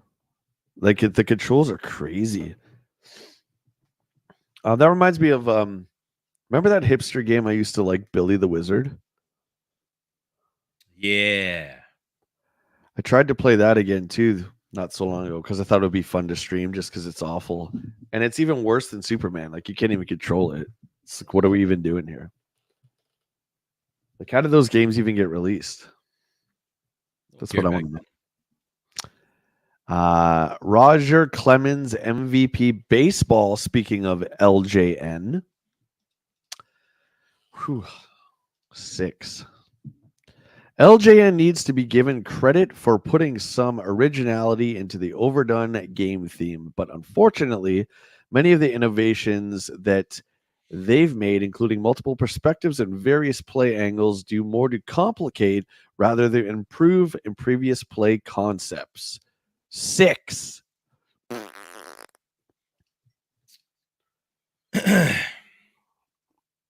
Ed liked it a little bit better, giving it a 7. This is probably the most original NES baseball game to date. The multiple angles are well done, but it takes some time to get used to them. The game knows baseball and plays one of the best versions to date. A very good version that isn't just a rehash of last year's game. Huh. I'm just going to briefly looking over at the Madden review one. What happened with Ed? Well, we'll get there. It's so good. I think the idea is just buy it. But Will, there you go. There's our first Editor's Choice Platinum. So we were right. Finally. The beginning of the year. So I'm pretty sure this is January 92. Yeah. So we got our Editor Choice Awards, which is awesome. So John Madden 92 gets the Editor's Choice Platinum Award from EGM. All nines. So Steve says the original Madden football game still ranks as one of the top games I've ever played, and Madden 92 takes the gameplay of the original to even greater heights. The opponents are now more difficult, players can be hurt, and digitized crowds cheer you on. Absolutely excellent. 9. Ed also gives it a 9 in half the review. EA knows sports. The first Madden was perfect, and this version improves on it. There's nothing better in the market for any format. Enough said. That's it. I mean, EA, it's in the game. Yeah, I missed that. Now EA just kind of sucks. Going on the record, I'm saying it. It's time to wake up. Says half the game is rings, referring to Superman 64. Rumor has it the PS1 version was far better, but was never released due to the license expiring before they could finish it. Wasted too much time on the N64 version. Oh, wow. I didn't even know that was supposed to come out on PS1. Huh. Like, how do you screw up Superman? Like, I don't think there's ever... Well, actually, the Death and Return of Superman was really good. That's what I mean, right? I mean, it's Superman. Like the notion of having to do a flying tutorial, I think is okay, but you have to go through this long gauntlet and you have to pass it. And if you don't do that, you can't even start playing the game. Yeah. I don't understand how something like that gets like greenlit. Yeah, that's a good idea. Let's do that. Let's keep that going forward. All right. My man Joe Montana. Not good. This is when they went to the side view a la Tecmo Bowl, and I did not like it, despite the fact that the sprites were gigantic. It looks great. This was also the first sports talk game for the Genesis. It got a 6, not nearly as good as Madden 92. Although this game is sure to amaze you with its vocal play-by-plays, this unique gimmick wears thin quickly. With the voice gone, you're left with a football game that features 2 viewpoints, no good reason, for no good reason, the gameplay that pales in comparison to the graphics. That's too bad. But now we see, Will, we're starting to get into that, with Madden coming around, we're getting actual NFL. We have the NFL license, where Montana, neither the license or the Players Association. It just had neither, just had the numbers. Madden, I can't remember if 92 had both. Anyone in chat know? But I know they definitely had the NFL license. What was Joe Montana hands in John Madden? Oh, that's a good question. Number 16 for the San Francisco 49ers. I don't know. Ooh, I wonder. Maybe it was just his number. Probably would have been just his number. Think so? Yeah. I'm curious now. I don't know why I was thinking of that, but there's like 2 back-to-back different football games. Yeah, because he signed with Sega, not EA, so that makes total sense. Yeah, interesting. Good one. It's hard to out Madden without looking like a clone. Sega gets credit though for coming out of a much better version of Montana.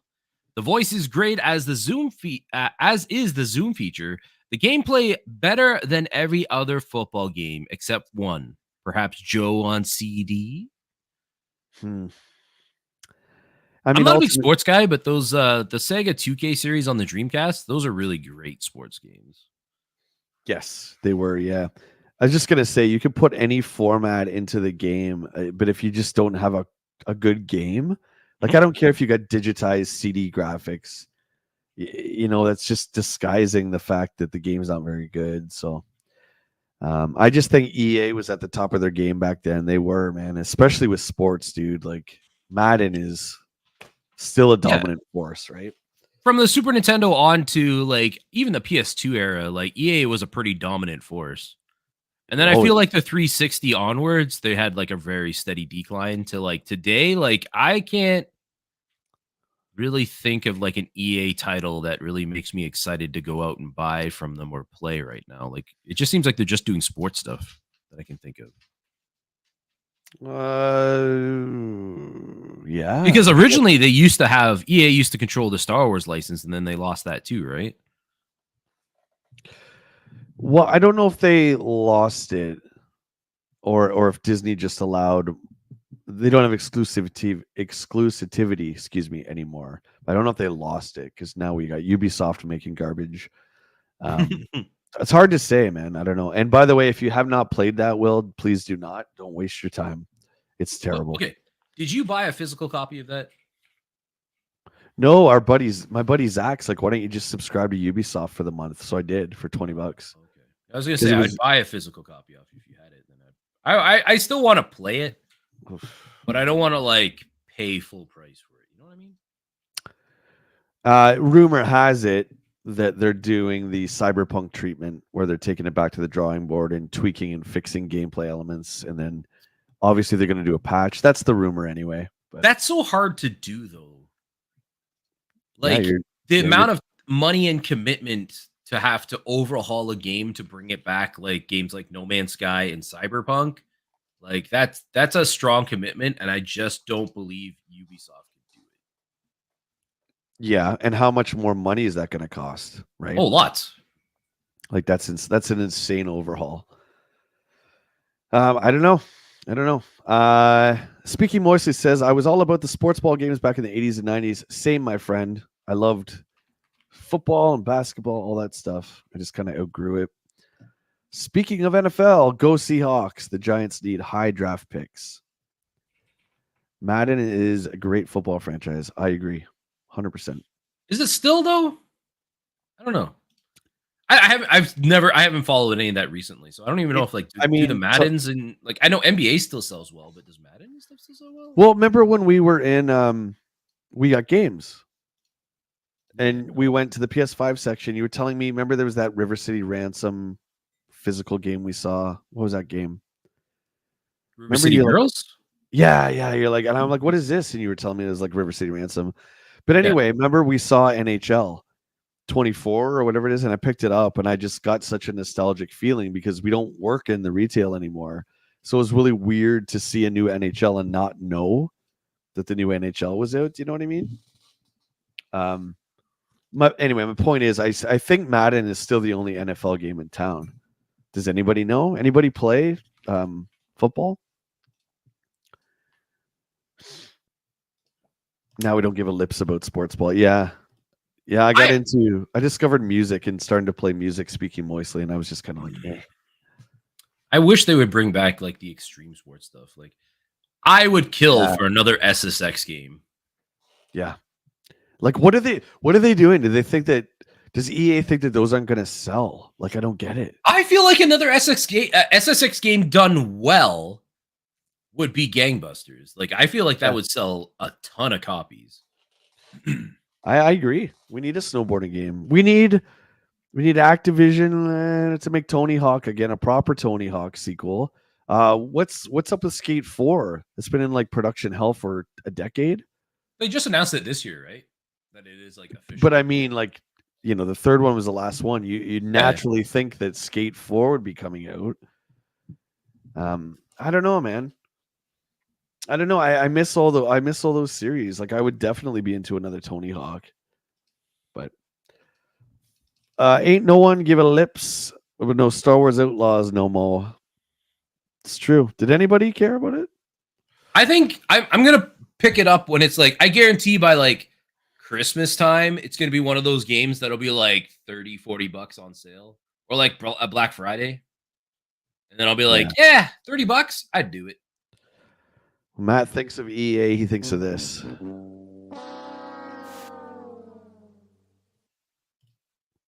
I mean, that's fair. That's fair. But they were once really great.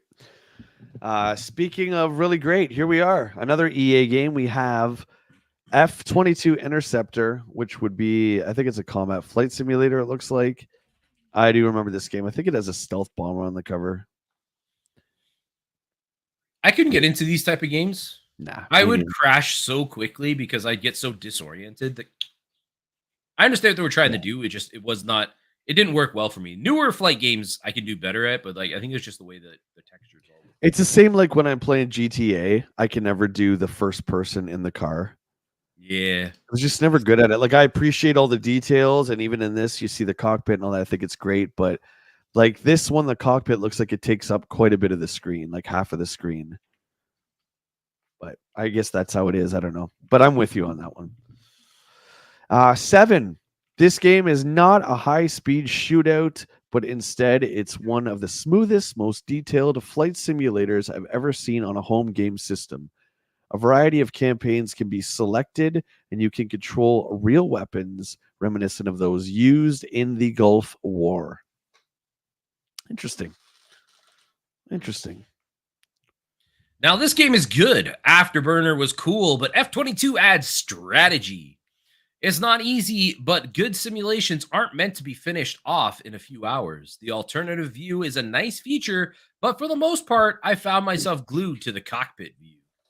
EA has another winner. Are you streaming today? Yeah, I think I'm planning to, yeah. Okay. I don't want to keep you super, super long, but I just feel like I want to kind of branch off here because everyone's kind of talking about proper Tony Hawk, Need for Speed and stuff like that. And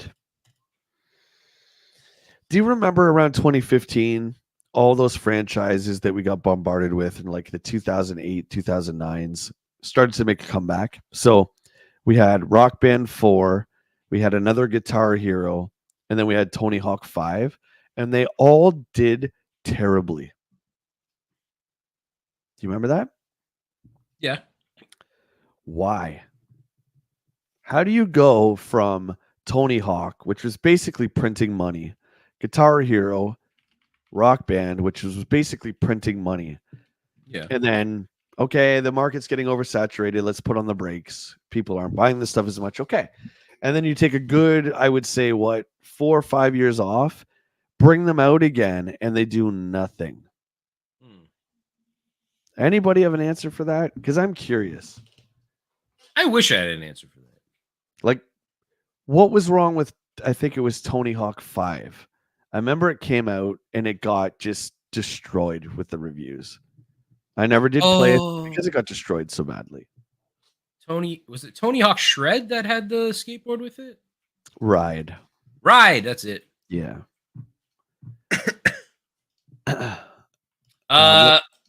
Yeah, it just seems like it petered off, and they tried to do.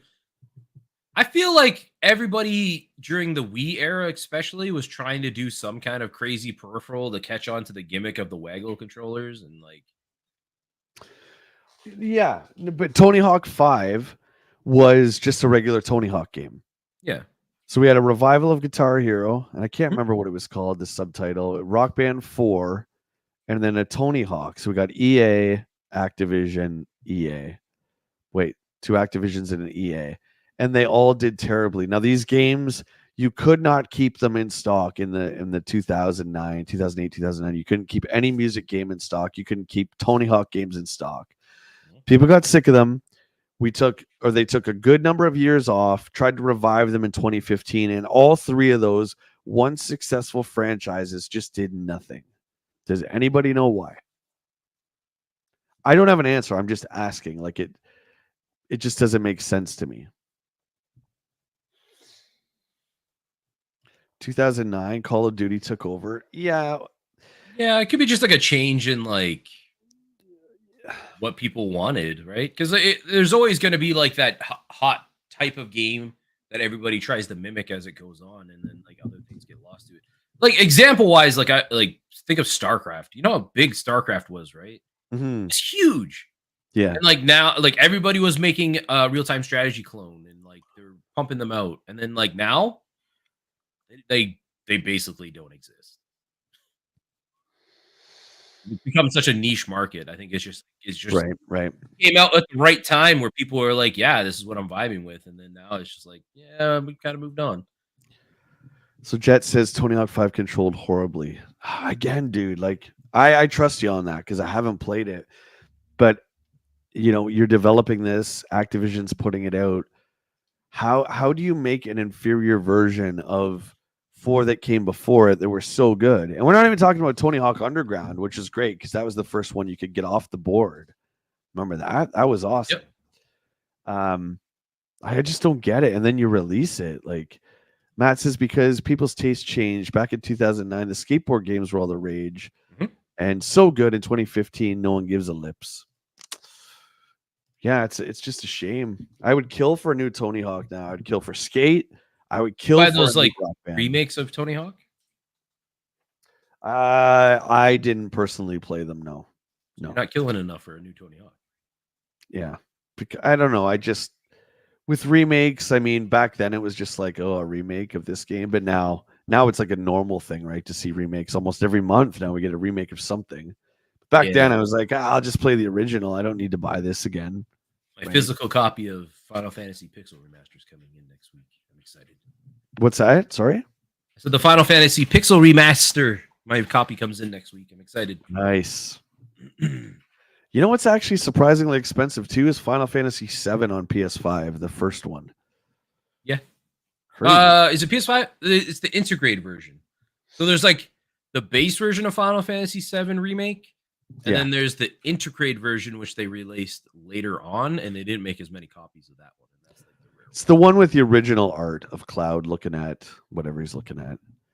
That one. We saw it at Brody's. It was in the case. Yeah. The Tony Hawk 2 remake was hard. Interesting. I prefer the old school Tony Hawk controls, not the analog stuff. Just it's just interesting, like how Matt said, something can be so beloved and so sought after, and then it's just like kind of thrown away. Like those music games, man, were crazy popular. Mhm. But anyway, good talk. Good talk. Caliber 50 from Mentrix by the Genesis. Never heard of this game, or I forgot about it. 7 from Steve. I have to admit up front that I was never a big fan of the arcade original, but as a home game, Caliber 50 is even less impressive. Most of the action is in place with some differences in the graphics. It does offer a decent blast, but the play mechanics left me wanting more. That sounds like it should be lower than a 7, but hey, there you go. Yeah. Ed gave it a 6. Cal 50 is a good shooter, lots of power-ups, and there are always things to shoot at. Its graphics are well done and colorful, and the game is easy to play. Unfortunately, it is too easy, and good players will blow through it very quickly. Still, it delivers good gameplay and decent action. I feel like he was commending it for being well done, comfortable game, and easy to play, and then unfortunately too easy. Well, difficulty is easy. I mean, Ed's an elite game player. We all know this. Robocod. Yes. Remember James Pond? Yeah, this is like the same thing, isn't it? James Pond 2 Robocod. I'm in. This is reviewed very well. Another failed mascot. No offense, EA. 7. In this sequel to James Pond, our underwater spy now has a number of enhanced features that improve upon the original game. It's still a seek and destroy mission that you take on fishy foes looking for target items to complete the levels. Not the greatest action game, but by far from the worst. Like, I don't like those. It's pretty good, but it's not that good. Steve always does that, man. I don't like that. Just be in one park. 7. The original Pond was a little too cute. It's good to see that EA has added more to this sequel and made it acceptable for a broader audience. Great action, fantastic backgrounds, a wide variety of different levels, and decent gameplay set this game ahead and Finn above the rest. Matt says they should reverse their numbers. Steve should have given it a 7 and should have given it, 6 and a 7 based on the reviews. We get that all the time. Or they talk very highly of it, then they give it a low score, or they trash it and give it a high score. Yeah. Turtles 2 by Konami for the Game Boy. Look at these scores. Whoa. So Sushi X gives it a 3. Steve gives it an 8. This game has great side-scrolling action, spectacular graphics, good sound, and play mechanics that, while familiar, are executed with sterling quality. Guide the turtles against their mortal enemy, take on the bosses under Shredder, and collect pizza power along the way. Cowabunga! I remember liking this one. I played this on my Game Boy. It was pretty good. Ed doesn't think so, though. Oh my god, look at the rest of the reviews, though. Ed gave it a 6. Cowabunga. Martins, yeah, Cowabunga. Even Sushi hated it. Wow. Ew.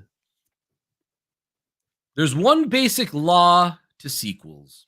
In order to be a hit, the sequel should be better than the original. Well, that's rarely the case, I find, especially in this era. But anyway, sorry. In the Turtles case, the sequel just doesn't have the challenge and excitement found in the first. Kind of like the two turtle movies. There we go. Blech. It is better than average cart, but not a great cart. I got to read Sushi's at the bottom. Game Boy games are bad enough thanks to the terrible graphic limitations, but why make a game that exploits the crippling facet of the Big N's portable machine? Turtles 2 is a farce through and through, and I wouldn't recommend it for anything. Nothing excites me here. Wow. That's amazing. Hard hitting truth from Sushi X. I liked it too, Jacques. I think this game was fun. The graphics were awesome. Like that screen is great, right? It's detailed. Matt says more like Kawadunga. Oh, you guys. Faceball by Bulletproof Soft. 6. I think this is like a first person, if I'm not mistaken. Personally, I find the whole concept behind this game to be rather boring. Winding your way through mazes to blast down happy faces isn't exactly my idea of a great time. Although in the multiplayer mode, where the other faces are your friends, the game gets better. It's original, at least. 6. Ed really liked it, giving it an 8. Spectacular. Get 3 friends together and have a blast. Even though I like puzzle games, I have to say that as a one-player game, forget it. You're just a rat in a first-person perspective maze, but as a multiplayer game, there is no equal. One of the best party games made. So then you have to have the link cable, and people have to have the other Game Boys. I don't know. That's a lot. Yeah, it wasn't like advanced where sometimes you could get away with only one person having the cart. Game Boy, you had to have the link cable, and your buddy had to have the same game, and it was a lot. And I mean, if you've saved up your allowance, Will, or if you saved up money to get a new game, honestly, are you really going to get Faceball 2000? Probably not. No. Probably not, right? I think I got this game, or I did play this on my Game Boy, and I think I literally got it given to me by a kid at school who was just like, here. I'm like, take this piece of crap. I don't want it. I mean, if he's giving you the game, it's a good sign. He's not giving you Mario Land, is he? No, he's going to give you Faceball. Hey, I mean, it's free, but Crystal Mines 2 for the Atari Lynx by Atari. 6.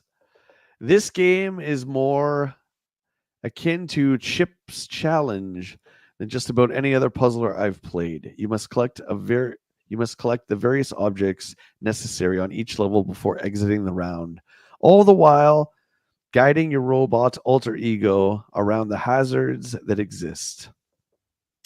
Will be a favorite for all puzzle nuts.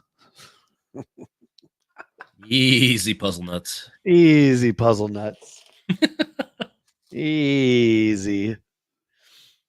There's really nothing new or spectacular about this cart. Average graphics, average challenge, and average gameplay. The original NES cart wasn't spectacular, and the Lynx version does nothing to change my opinion of the game concept. The password keeps it from being boring. What? The password keeps it from being boring. Yeah. What password? Well, the password system. Password system? Yeah, okay. Being that I guess you can go to different levels. I feel like you should have said the password system then, because I feel like the password keeps it from being boring. Well, that he has precious little space here. Maybe he could borrow some space from his Madden 92 review. Yeah, right. Put it over a big arrow, just to put it over there. Jay. Well, it seems Picard won. Who would have thought it? Could you put up another one, please? Yes, nobody cares about Kirk. Spock versus McCoy. And nobody likes Amanda Bynes, Captain Kirk. Okay. So what do you want? McCoy versus... How do you spell McCoy? What is it? MC capital COY, I think. Spock. There you go. You got it, Raj. Cutthroat. Spock and McCoy, though? I don't know. Again, which ones are we talking about? Are we talking about like the J. Abrams one? Let's just say the character, the science officer versus the doctor. Cutthroat, thank you very much, buddy. Much love. 17 months. Let's go. Carl Urban did a pretty good McCoy, I'm saying. I don't want to have this conversation anymore. I can't take it. I like Carl Urban. OG or reboot, you guys, enough. Stop it. Stop it. I'll say this, whatever you want. Let's just say Spock in general, all the actors who played Spock, there's only so Leonard just Nimoy, by the way, but let's not get into that. the Okay. idea of Spock. Got it. All the idea of Spock, even though J.J. Abrams destroyed the character, that's fine. Because he had to put multiverse Spock and then he got visited by himself. Give me a break. Boring. Anyway, Spock versus McCoy, the characters. Okay, I got to calm down. Will, I'm why don't you voting read us McCoy. some releases from this month while I calm myself down? Easy. Hey guys, we got some new games coming out this month for January of 1992. The Nintendo has greatest hits like The Addams Family, Attack of the Killer Tomatoes. Okay, here's a good one though. Captain America and the Avengers is definitely one of my favorites. One I do want to find. That's a good one. Yep. Oh, so good. What else we got here? We got Mega Man 4. Great game. Sesame Street Countdown. See you, Jacques. Have a good dinner. Super NES, we got Earth Defense Force. That's a good one. Zelda Link to the Past. Never heard of it. Yeah. Wanderers of Ys 3. 3 times the Ys. Great game. 3 times the Ys. Game Boy. What do we got for Genesis? We got Back to the Future 3. Chuck Rock Sucks. Terminator. Wasn't Back to the Future 3? Was that the combo one, or was that only? I thought they came together like 2 and 3, didn't they? Yeah, it's pretty rough. Oh, maybe not, because I believe no, it is just 3 because it starts off your Doc on the horse. That's the first level, and it's like incredibly difficult. It reminds me of Superman in the Rings. Like you just start off as Doc on the horse, and that's the game. It's like, and it's really hard. It's like, really, this is the first level, but. What else we got? We got Terminator, Mario Lemieux hockey. Lemieux was a huge star back then on the Penguins. Turbo, sorry, Cutthroat. We got Darkwing Duck, which is horrible. It's horrible on Turbo. And Not as good as the NES one, eh? Yeah, NEC does it, and Capcom makes it on the NES. So a little bit of a difference there. Master System, we got one game. We got Sonic the Hedgehog. And the Neo, we got a little game called Fatal Fury. Okay. With our man, Terry Bogard. Oh, boy. Oh, here we go. The time you've all been waiting for. Here comes Gaming Gossip with the amazing Quarterman. Strap yourselves in. We're just doing it. We're going from the top. Here we go. Well, pull my pudding. Okay. It's another excited episode of the Quarterman Show, replete with all the dirt on the hottest games, development, and indie info. As always, the Q-Man is back with a straight scoop on the greatest gossip you can find. The hard-hitting stories that you can read about again in other magazine months from now. Boom, shot at GamePro. Hardware heads.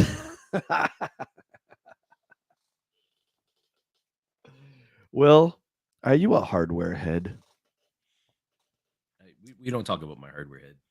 Not in I don't know. I like collecting systems. I guess I'm a hardware head. Who's a hardware head?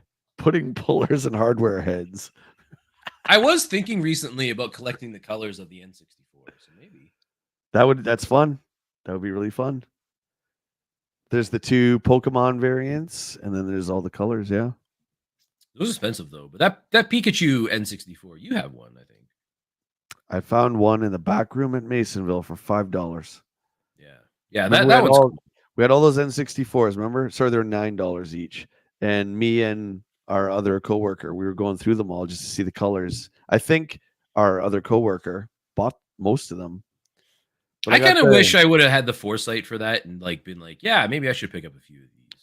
Dumb me back then. But also, like, I was living in an apartment.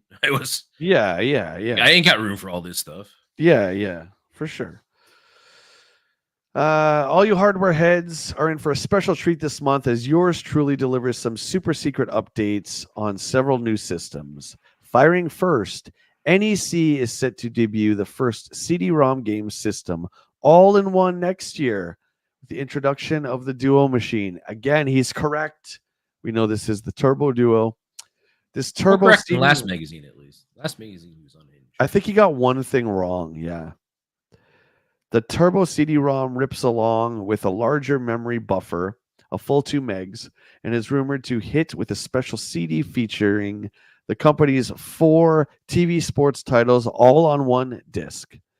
Price is still unknown to the Q-Man as well as the execs at NEC, but all indications point to it arriving at $299 to $399 range.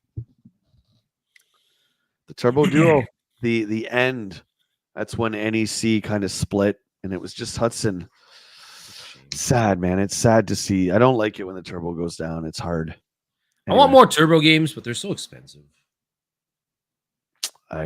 One day, I think little teaser for our next hunting video. I think I'm gonna break in and maybe get my first PS1 game that I'm gonna collect. It's not that bad. That one I got the other day, and we'll talk about that on another one. Yeah, I got that, and I'm like, oh man, because you just look at the art, right? Yeah, it's just like, yeah, this is good. Hey, Vicman. Hola, Vicman. What's up, buddy? Still on the subject of new Mega Machines, the elusive Atari Jaguar. Sorry. Sorry. Go watch a Chris Pines movie, for God's sake. That Mr. Q first announced a month ago is finally starting to materialize as an upscale computer game machine.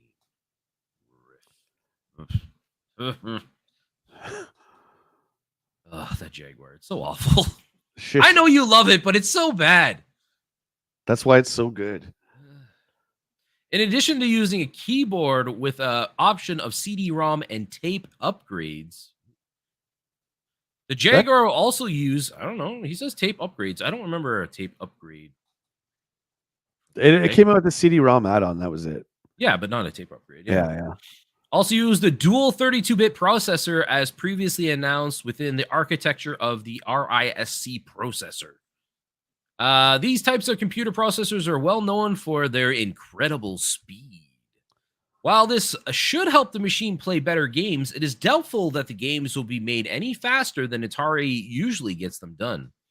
RISC processor or no RISC processor. RISC processor. While we're still wrapping on hardware, the Cuminator has discovered that Sega will not be showing the Mega CD player at the upcoming CES in Las Vegas. While this has raised speculation behind potential delays in the system's US release, it's already on Japan store shelves. The more probable reason has to do with the unit's price. It's yet to be firmed up, but it's doubtful the Big S will be able to cruise in under $300. See, I read that as Q Minotaur. The old Q Minotaur coming to you live from the labyrinth. Because that makes sense, doesn't it, ladies and gentlemen? Nothing Quarterman says really makes sense. A variety of new game titles will start showing up on various systems in the months to come. Chief among the hottest hitters is Star Wars for the Super Nintendo. The game has great graphics, including actual intermissions, cinematics, from the movie. Also check out Chester Cheetah for the Sega Genesis from Kaneko, with a phenomenal tie-in between the company and Frito-Lay, Chester's parent company. I'm good. I'll be good. It's like Yo Noid for NES. Like I'm good. Or Mick Kids on NES. Any of the food ones, I was always like, nah. The spot games are good. Does that count as a food though? Because they were a beverage. I would say it counts, but yeah. I remember liking the California Raisin games too. Was that good? Was that Capcom? I thought it was good. I don't know who made it. I can't remember. I liked that as a kid. Other movies to games just over the horizon are Alien 3, RoboCop 3, and Addams Family for the Super NES. Look for Galoob to unveil their new Game Genie compatible with both the Sega Genesis and the Super Nintendo.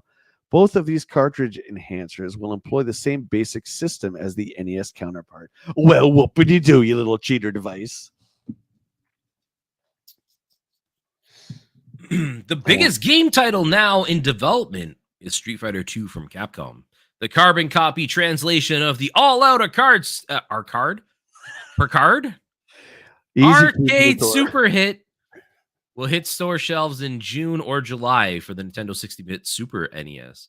Also, get your rhubarbs ready for the home translation of Magic Sword, as well as a 16-bit Mega Man adventure. My, Mr. Martin, your muffins are really... What? Your muffins really impress me? What is that in reference to? His mind poured out on paper. Oh my God. That's all Get it is. ready for the X-Men to appear soon at an arcade near you. The 2-screen, 6-player Mega Machine casts you in the role of one of 6 X-Men stars as you battle an unending series of foes and thugs with gameplay reminiscent of the 2 Turtle Coin-Up hits. That game is amazing. I Yep. freaking love that in the arcade. Like it was such a big machine. You had all of the people playing. Oh my God. You had the 2 monitors. Yeah. Yeah. It was Oh, great. so good. Quarterman gives Acclaim's latest 16-bit soft Smash TV a serious thumbs up. Tons of enemies, no slowdown, and no flicker until you play a 2-player combo game, combined to make one of the best arcade to home conversions the Quarterman has ever seen. You want to finish the list? Q-Man wants Mr. Martin's muffins. Someone called HR that day. Yeah. That wraps up the episode of the Quarterman Show. I'm packing my bags and heading east to attend the Consumer Electronics Show in Vegas. Get set for the complete report in the next issue of EGM, as well as the first info on what's hot and what's not. Till we meet again, do not try not to de-res. Okay, all right, moving on. We're moving on. Is he ahead of the time? Is he talking about the game res? Dude, I don't know. That came out on the PS2. I doubt it. That's like 10 years in the future. I mean, he could see the future, but I don't think he could see that far. Look at all this sports stuff. What is this? Is it EA? Yeah, I think. Is this EA? Whatever. Play like the pros. I'm good. I'm good. Move over to ESPN. Wow, the hottest graphics we've ever seen. GamePro TV introduces a sense of reality never before seen on the Super NES. And EGM says, awestruck. What is it, guys, from this? How many freaking pages is this? Hold on. 1, 2, 3. What game is this, guys? Come on. 5. Isn't that the Rocketeer? It's not you. Yes, it is. And you have your cheater mag in front of you. 8. No, I wasn't even looking at that. 9, Rocketeer. 10. I was looking. There's 10 pages of this EA freaking ESPN stupid thing. Like It's you're gonna time tell me to- you have 200 pages of stuff and 10 pages alone are just advertisements for EA? Money Get talk, out of buddy. here. My buddy had Yonoid on NES. The boss battles were mukbang style pizza eating contests. Also made by Capcom. So I think it's got to be pretty good, yeah? Blades of Steel, Star Fox. Close. But no, the Rocketeer. What is that thing on the bottom left? Mega CD Mega Drive combo unit in final stages of development. It's like a We melted never- system. We never did. Well, I guess the bottom left kind of looks like the Sega CD2, but we never got a combo unit, did we? Oh, yeah, we got the CDX. My apologies. But the CDX was very small. These all look awful. Like the bottom right is like the actual version that came out, but like the top one, like why did everything have to look like a VCR? That's the way the Western audiences wanted it, man. They wanted futuristic tech, and it had to be black. Like, you look at all the cool designs of all the game systems in Japan at the time. At least I thought they were cool. Like the PC Engine looked like a little ship. Like, it was really cool, right? But they had to redesign it here because the Western audiences wouldn't like it, which might have been true. Who knows? But I don't know. They're referring to the CDX, I think, here. PC Engine Duo may come out in the US in 1992. NEC to bring out US TurboGrafx Duo in late 1992. What is this thing on the bottom? PC Engine LT. What is that? Portable. Huh.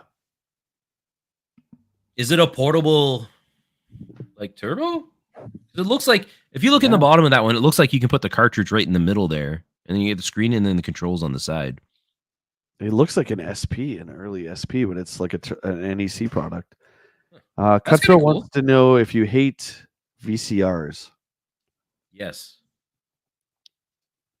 That's it. Yeah, that's straight to the point. I do. Listen, everybody wants VHS to come back. And my question is, why? I talked you out of buying that. Was it Beverly Hill Cop VHS? You didn't buy that, right? No, you didn't buy that day. We're in it the was store, Beverly Hills Cop on VHS. I was like, why do you want that? Well, I put it down, right? Yeah, I know. That's just it. Because I'll tell you why. Because it's nostalgic, and I'm a sucker for box art. And it's just, I like a VHS. Like, I like holding it. I like the idea of it. But I don't want to watch a VHS. No, you go blind. Yeah. The quality's so bad. Did anybody have a Turbo Duo out there? Another system that you don't see often. I see the TurboGrafx CD more than I see the Duo. But the Duo came out when it was like literally the last gasp for TurboGrafx. Please be kind, rewind. Please be kind, rewind. You know what's funny? It's time when you see please be kind, rewind stickers on like NES games or Genesis games that Blockbuster used to put on them. Amazing. Duke, what's up, dude? I miss VCRs because I liked recording TV and my PVR is always full.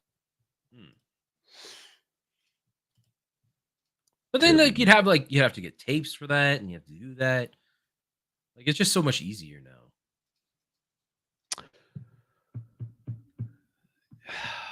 get it. Yeah.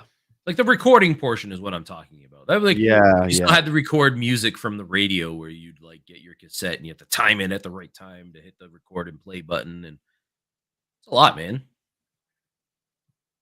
I don't miss those days. Pony Canyon. Yeah, you had to be up late at night to watch those weird videos and record them. Wait, what? I mean, in Scramble, we all know what scrambles are. If you don't know what scrambles are, well, I'm not going to talk about it here, but we all know. We all know. Josh, the ultimate hipster, says I still watch VHS movies, my VCR.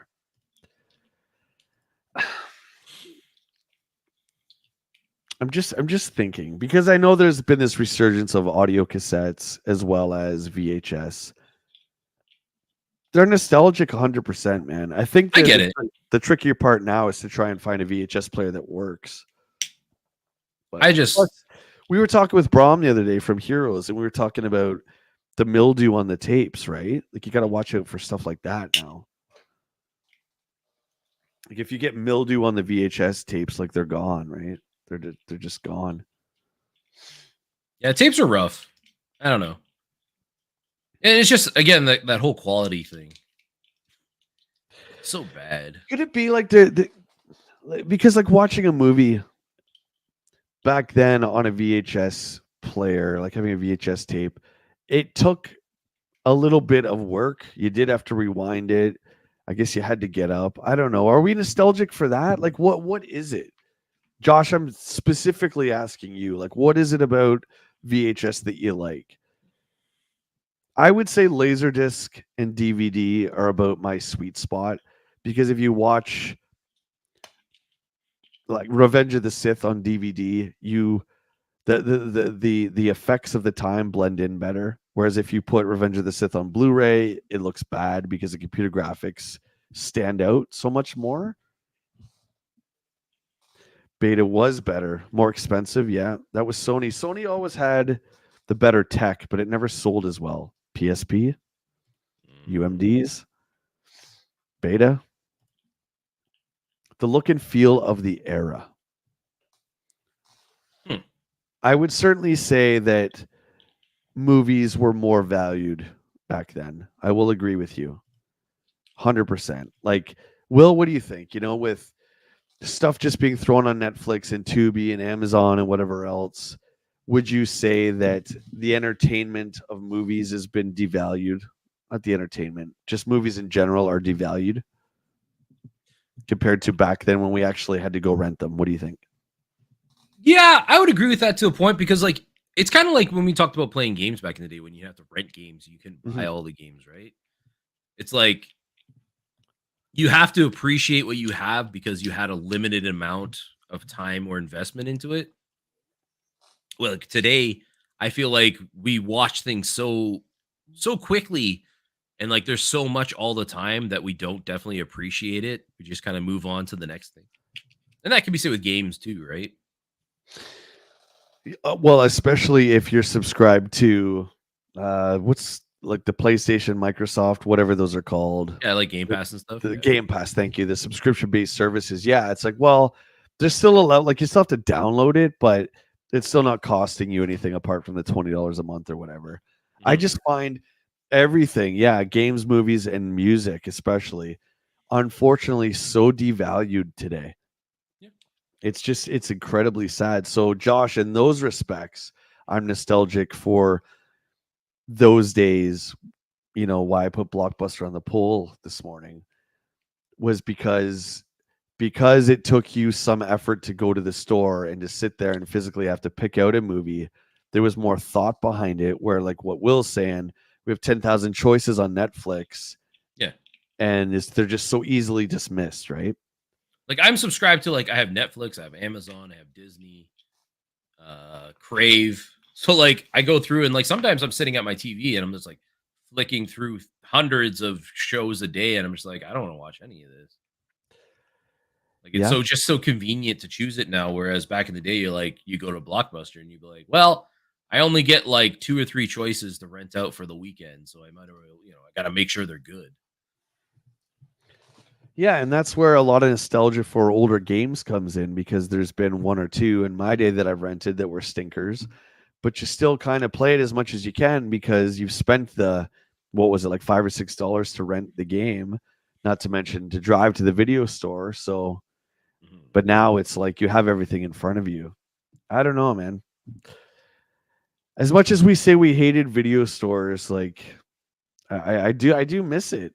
I do miss it. I do. I just think entertainment was put in a better light. It was just regarded higher. It was valued more.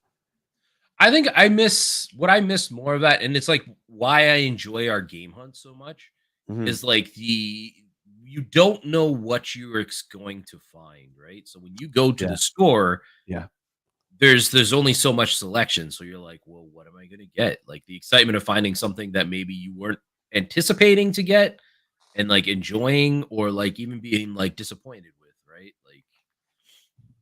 Like that is exciting to me alone. And like that part I miss, but I still enjoy the convenience of like movies where I can just like throw it on and be like, yeah, I'm gonna like binge watch and lay on the couch to watch The Office all day. Right. Yeah, Duke. So I just mean the era of video rentals. That's what I really kind of meant by Blockbuster was just renting in general. Of course, yeah, I miss the mom and pop rentals were the best. They were. We had 2 around here. We had one called The Movie Shop and one called Byron Video. And they were awesome. Yeah, there's one out near me was called VideoFlix. VideoFlix, yeah. But in this era, in 1992, you would get these magazines and really the words that these editors put out, I put so much faith in them and I would read the reviews and read the articles. And based on what these guys were saying, I would go with my allowance to the video store, which I mean, that was it. You could rent 1 if you were lucky, maybe 2 games a weekend, most likely 1. Based on what GamePro and EGM and Nintendo Power was saying, you would make your decision. So there was so much more weight to it. And I think we just appreciated and were open to newer experiences back then. That a fair statement? Yeah, I agree with that. This game was featured in our latest game hunting video. We got games. Shining Force for the Genesis. Great game.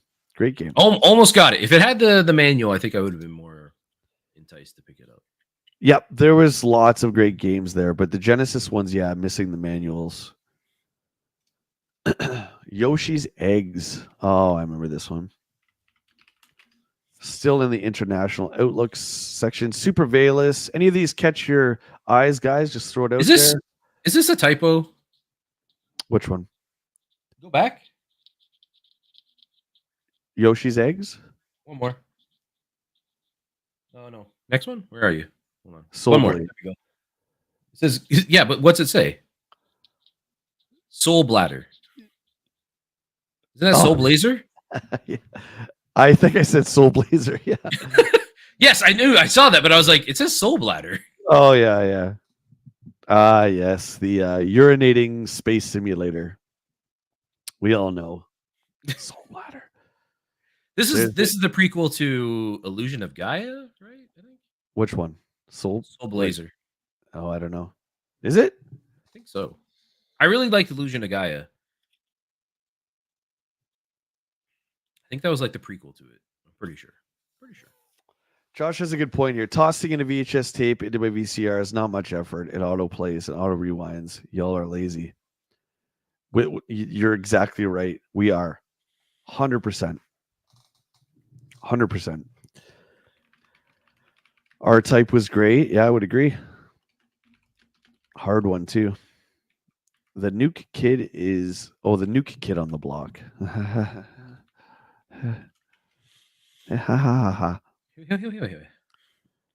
Spanky's Quest. Jesus. Ain't nobody playing Spanky's Quest. Well, not all VHS decks auto rewound, actually. Thank you. You remember those cars, guys? Remember you had like the car VHS rewinder that was supposed to save the life of your VCR because you wouldn't have to use the VCR to rewind. Remember that? Yeah. Peak cinema for me, Josh, was the DVD era, like 2000, 2001. I remember when DVDs came out, that was even better than lasers. Lasers was a great era, but DVDs were great. Any of these you want to talk about, Will, just feel free. Goemon, is that mystical? That's yep. Okay. Oh, that's right, it is. Yep. Later on 64, I remember. Oh, he's back, baby. Elbow's here. Who? Elbow. Who's Elbow? Oh my God, I forgot. We talked about this last week. Oh, dude, I don't remember. You remembered his name? Hey, Game Dodgers, skate into Electronics Boutique, the low price paradise. Yep. Here you go. So here's some US pricing for you. In 1992, in January. SimCity, Pilot Wings, all your first party Super Nintendo games were $53.99. So a bit cheaper. A few greatest hits NES, $39. Your Super Nintendo was $200. There you go. You think? Well, I don't know how strong the Canadian dollar was back then. It was I wonder how much good. of it was it. So these good. Prices would be pretty much the same for Canada. Believe it or not, Will, there was a time around, I think it was the mid 90s, when we used to go to the States and the Canadian dollar was worth more. That's crazy. If you can believe that. There was a small time. This has got to be, I'm sorry, EB. This has got to be the worst artwork of all time, man. Elbow. Hey, Elbow. Next wave. New soft news. More Street Fighter 2. Let's go. Very, very big news. I remember reading this, that the ultimate arcade game, Street Fighter 2, is coming home. In the arcades, there is always a crowd around Street Fighter 2, the Street Fighter 2 machine. As we reported last month, Capcom USA has officially announced that the Super Nintendo version is in the works, and it will be out in July. Best of yet, unlike Final Fight, the martial arts game will have a 2-player version. Rumor of a special 6-button controller are still unconfirmed, but the extra cost of $20 to $30 on top of the 60-plus cartridge may be just too much for the average player to handle. More on the super hot soft next month. Let's go. Super hot softs. Woo! Soft. Hot softs for the win. Yeah. Street Fighter 2 for the win. Street Fighter 2, never heard of it. This will be Master Temple's last appearance.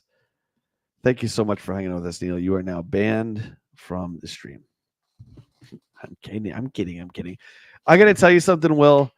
If this was $60 plus $30 for a 6-player controller, you and I both would have slammed that money down with a big smile on our face, and so would have most people. Yeah, 100%. This game was big, and I mean big, and not only that, it is good. This game drew in people that weren't even fighting game fans. Sorry, go ahead. No. I would argue like this is like the beginning of like fighting games, really, right? Like what was there before this? Like the whole genre, like if it wasn't for Street Fighter 2, like having the success of it had and like really dominating that field and opening up to a mainstream market, like we wouldn't have a lot of the fighting games that we have today. TJ, what's up, brother? How you doing, man? Good to see you. Yeah, I mean, I'm Pit Fighter came before this, but yeah, one-on-one, and this is such a rare instance. Well, the first game in the series is god awful. Yeah, and then they came back. Terrible. Wasn't it called Fighting Street? It's called Fighting Street for Turbo, but it's called Street Fighter in the arcade. I don't know why they couldn't call it Street Fighter. I have no idea, but it was bad. It was really bad. It controlled awful. But this game, yeah, I would agree with Will. Can you guys think of a fighting game that started the craze of the 90s before Street Fighter? I can't. And Mortal Kombat came out in 92, but I mean... Yeah, like the craze itself, like there... What was that one on... Was it Karate on NES? It was like a one-on-one? Karate. Isn't it? No. Well, a one-on-one fighter for NES? Yeah. Kung Fu, but that's like, it, Kung Fu, but that's not really like it either. No, that's like a China Warrior. It's just like a side scroller. Virtual Warrior, Virtual Fighter was way after though. Yeah, that was Saturn era. That would have been like 94, 95. Street Fighter 2 was the start of the fighting game craze. Yeah, that's where I always assume. Like I always think of Street Fighter 2 as like the father of fighting games. International Karate. Was Pit Fighter before Street Fighter? Yes, it was. Okay, so I mean that was there are two specific moments, Will, in Super Nintendo history that I remember, and it's I remember getting Zelda in the States, and then I remember getting this in July 92. Oh my god, I don't think this was like the peak excitement for me. Like this and like Perfect Dark coming out were the two biggest games for me. And I'm not talking about like Halo and stuff like that. Yeah. But back then, when this came home, because me and Darren, we were such huge Street Fighter fans, we'd go to the arcade all the time. We could now practice at home and then go to the arcade. And Champion Edition came out in 92. So we could practice with World Warrior and then play Champion Edition. Good games. Yeah. Yeah, like this spawned like Mortal Kombat. Like there's so much like we have to be thankful for like the success of Street Fighter 2 for modern like fighting games. Like fighting games are still huge. Double Dragon is a beat 'em up. I wouldn't consider that a fighting game. Just like one-on-one fighters. Yeah, that's different. Like that goes in the same font of like Streets of Rage and Final Fight, right? Yeah. Like that's... Barbarians. I don't recognize that one. Barbarians. Who made that one? TJ even has Street Fighter 2 on the Commodore Amiga. Yeah, you do, buddy. That's awesome. Ocarina of Time was the biggest home release for me. Oh, that's a good one too. Yep. I was gonna say, you said beside Halo, because I was like, man, we were super excited for Halo 2. I meant like 90s. Yeah. I meant like just the 90s era. So I guess I can't count Perfect Dark. So Street Fighter, yeah, Link to the Past for sure. Mhm. Do people like dancing games anymore? Oh yeah, Just Dance is huge still. The only It's- game that I really remember like superly actively asking my parents to get was Final Fantasy VI. Like I pestered them a lot for that because I was so excited for the new Final Fantasy, Right. which would be Final Fantasy 3. Yeah. But Oh, we were being called barbarians. Okay. Oh. Oh no, wait.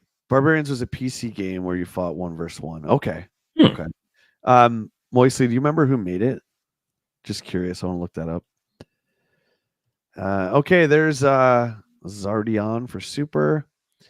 Got a nice Lemmings ad. I remember having this in my bedroom. Had this. I remember poster really up. liking Zardion. That game was hard as hell though, but it was Was so it? cool. I don't think I ever played it. Raid and Trad Goal. Town and Country 2. What the hell is Town and Country 2? Oh. Oh, it's the TNC Surf TNC. That's what TNC Surf Design stands for. Town and Country. I never knew that. Oh, Oh my god, that's crazy. There you go. There you go. the hell, we're only 70 pages in. What did we do today? It's like 3 hours. We're almost 3 hours into the stream. How many pages are there? 256. There is? Yeah, it says at the top. Oh, it does. I never noticed that before. Oh yeah. Well, this might be a split. This might be a split because you got to stream in an hour. So I just feel like I love it because this is what this is about, right? Like we go into like tangents and talk about stuff, and obviously we're crazy on Star Trek, but well, that's the thing. I love engaging with everybody here, right? And we see what it like Joe and Mac, and then we just start talking about that. And I agree with you. That's exactly what this is Yeah. about. So I'm not these, gonna. these magazines are getting way bigger. Like that's a novel. That's not a magazine now at this point. 256 pages. That's a freaking novel. Did I miss Samurai Showdown? What was it? Did I miss that? Raiden, Town and Country. No. I do love Joe and Mac is another game that like Adventure Island, like those two Joe and Mac, Adventure Island, like games that were like time has kind of forgotten. But I freaking love Joe and Mac. Joe Mac's great. Yep. Oh, it's such a good game, and nobody talks about it. Oh, we're just talking about it. Okay, yeah, Samurai Showdown is friggin' awesome. There's like, I know not a lot of people that I've spoke to like Fatal Fury. I always liked Fatal Fury, Street Fighter, and Samurai Showdown were my three. Like Samurai Showdown was just different enough from Street Fighter and Fatal Fury because you had the weapons, you could finish them, and there would be, remember the blood squirting out and stuff like that. Oh, so good. What is Magic Sword by Capcom? P90 was playing this on his I've never heard of channel that one. not too long ago. Kind of looks It's like a like, Golden Axe type game. It's kind of like Kadash, kind of. There's your Gargoyles quest right there. Yeah, this one I never played this on the Super Nintendo. This is the Super Nintendo one, isn't it? I think so. Yeah.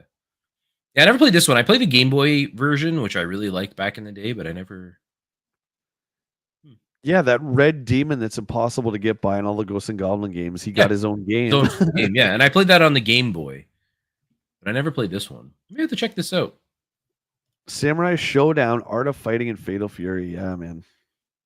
Yeah, Fatal Fury 2 is peak.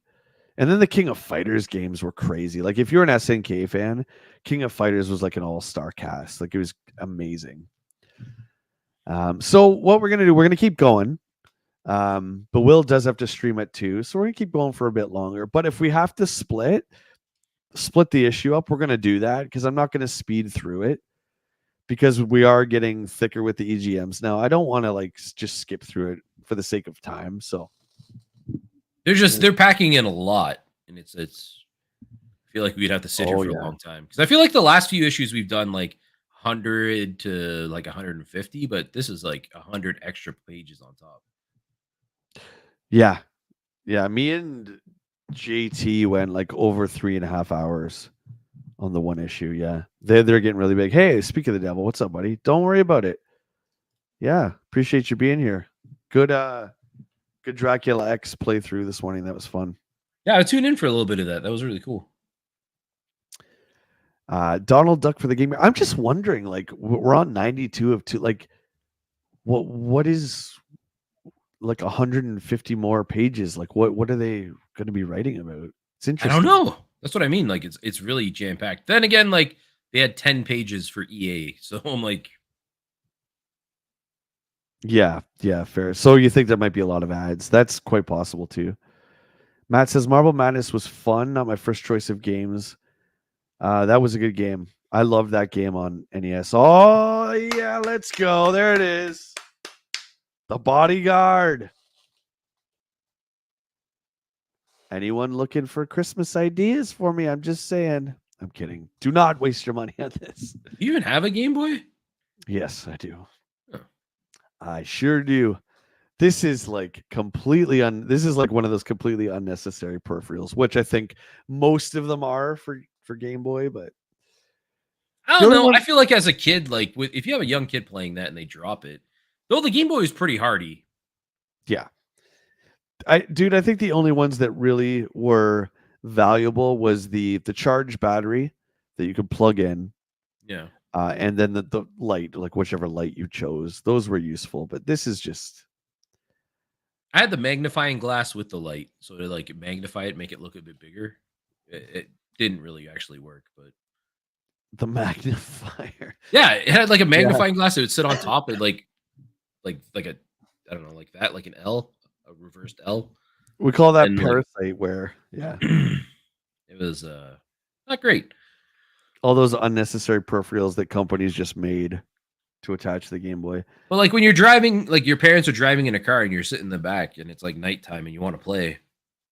Yeah. You just hope. Other than waiting for the street lights. I don't remember the Bodyguard. I had the original Game Boy. Jay wants the Illuminator for Christmas. No, please, no. Do it. Please, no. It's even black like a lump of coal. No. Give it to him. Buy Jay the Illuminator. Tricks of the Trade. Fight Ryu versus Ryu. Okay. So you plug in the controller and somebody chooses Ryu. Super Ghouls and Ghosts stage select. What? Oh, that's my God. One. That is a good one for practicing like the last level. Sweet. Road Rash. Yeah, we always skip through the tricks. I'm guessing there's got to be an insert in this, Will, for something. Battletoads. Immortal. Mega Man. I like the Mega Man code system. Yeah. Nice and neat. Nice grid. Stormlord. That's great. Great cover. Okay. Heard of this one. Oh, what is this? Street Fighter 2. Attack me if you dare. I will crush you. Wow. Do you want to read a bit of this? Sure. Street Fighter a bit? Finally, the second part of our Street Fighter 2 segment is here. In these next 4 pages, we will reveal the awesome moves of Ken, Chun-Li, E. Honda, and Blanca. Also featured in this issue are even more highly advanced tips and tricks. Some you know, some you don't. First and foremost, you need to learn the strengths and weaknesses of each world warrior. From special attacks right down to the basic defense, Street Fighter 2 commands brilliance and excellence from all prospective world warriors, unless you like having your face ground into the turf. Jeez. So gear up, stretch, and prepare for the next training lesson. Stick to EGM for the next updates. For updates on the great series. There we go. Master, the mystery of the fireball. Oh, the red fireball. Yeah. Oh, I remember that. It didn't even mean anything. It's just like red. Yeah, it's just red instead of blue. The many mysteries of Zangief. See, I love this stuff, man. I used to eat this stuff up. If you could play Zangief in the arcade, you were like a master.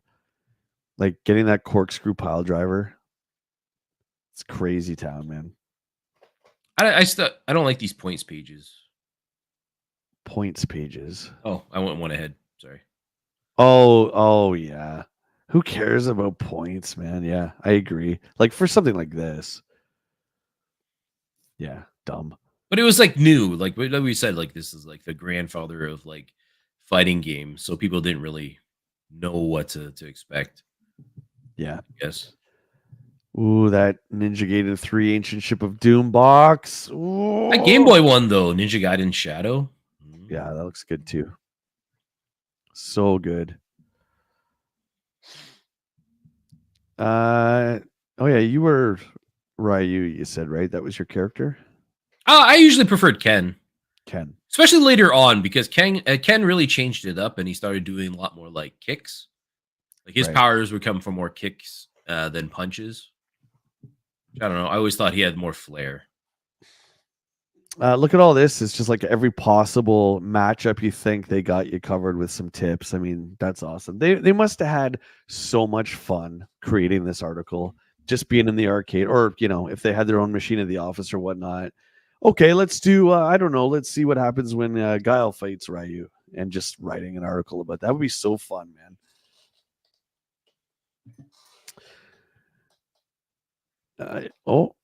There's a picture of Will when he was a kid. Cutthroat says, I was never a master at Street Fighter 2. Few were, buddy. Few were. It took a lot. Like I really like fighting games, but like I'm not particularly like amazing at them. And a lot of times, like I'll play it for a while. I'll memorize like moves for a character, but if I don't play for months, I don't remember it. Sadly, I think you and I both bought Street Fighter 6, and we both came to the same conclusion where it's just like we both want to play it, but we don't have time to put into it. I don't want to put in all that time. You know what I mean? And you have to. You have to put in the time. Like you have to be Yeah. consistently playing if you want to like compete online. Otherwise, it's not fun because you just get bullied. Yeah. I mean, they just released Terry this month, and I'm just like, but can't do it, man. So lesson learned for the next one that comes out. Don't get it. I think I would still get it. I won't have the expectation of being good at it. Do you have any interest in these two, buddy? Legend 2 and Adventure. Yes, eventually. Game Boy, yeah.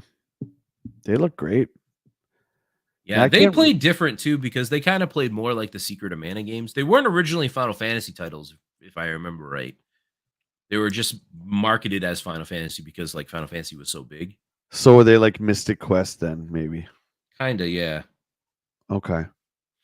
But I played a lot of this on the Game Boy. I really liked it.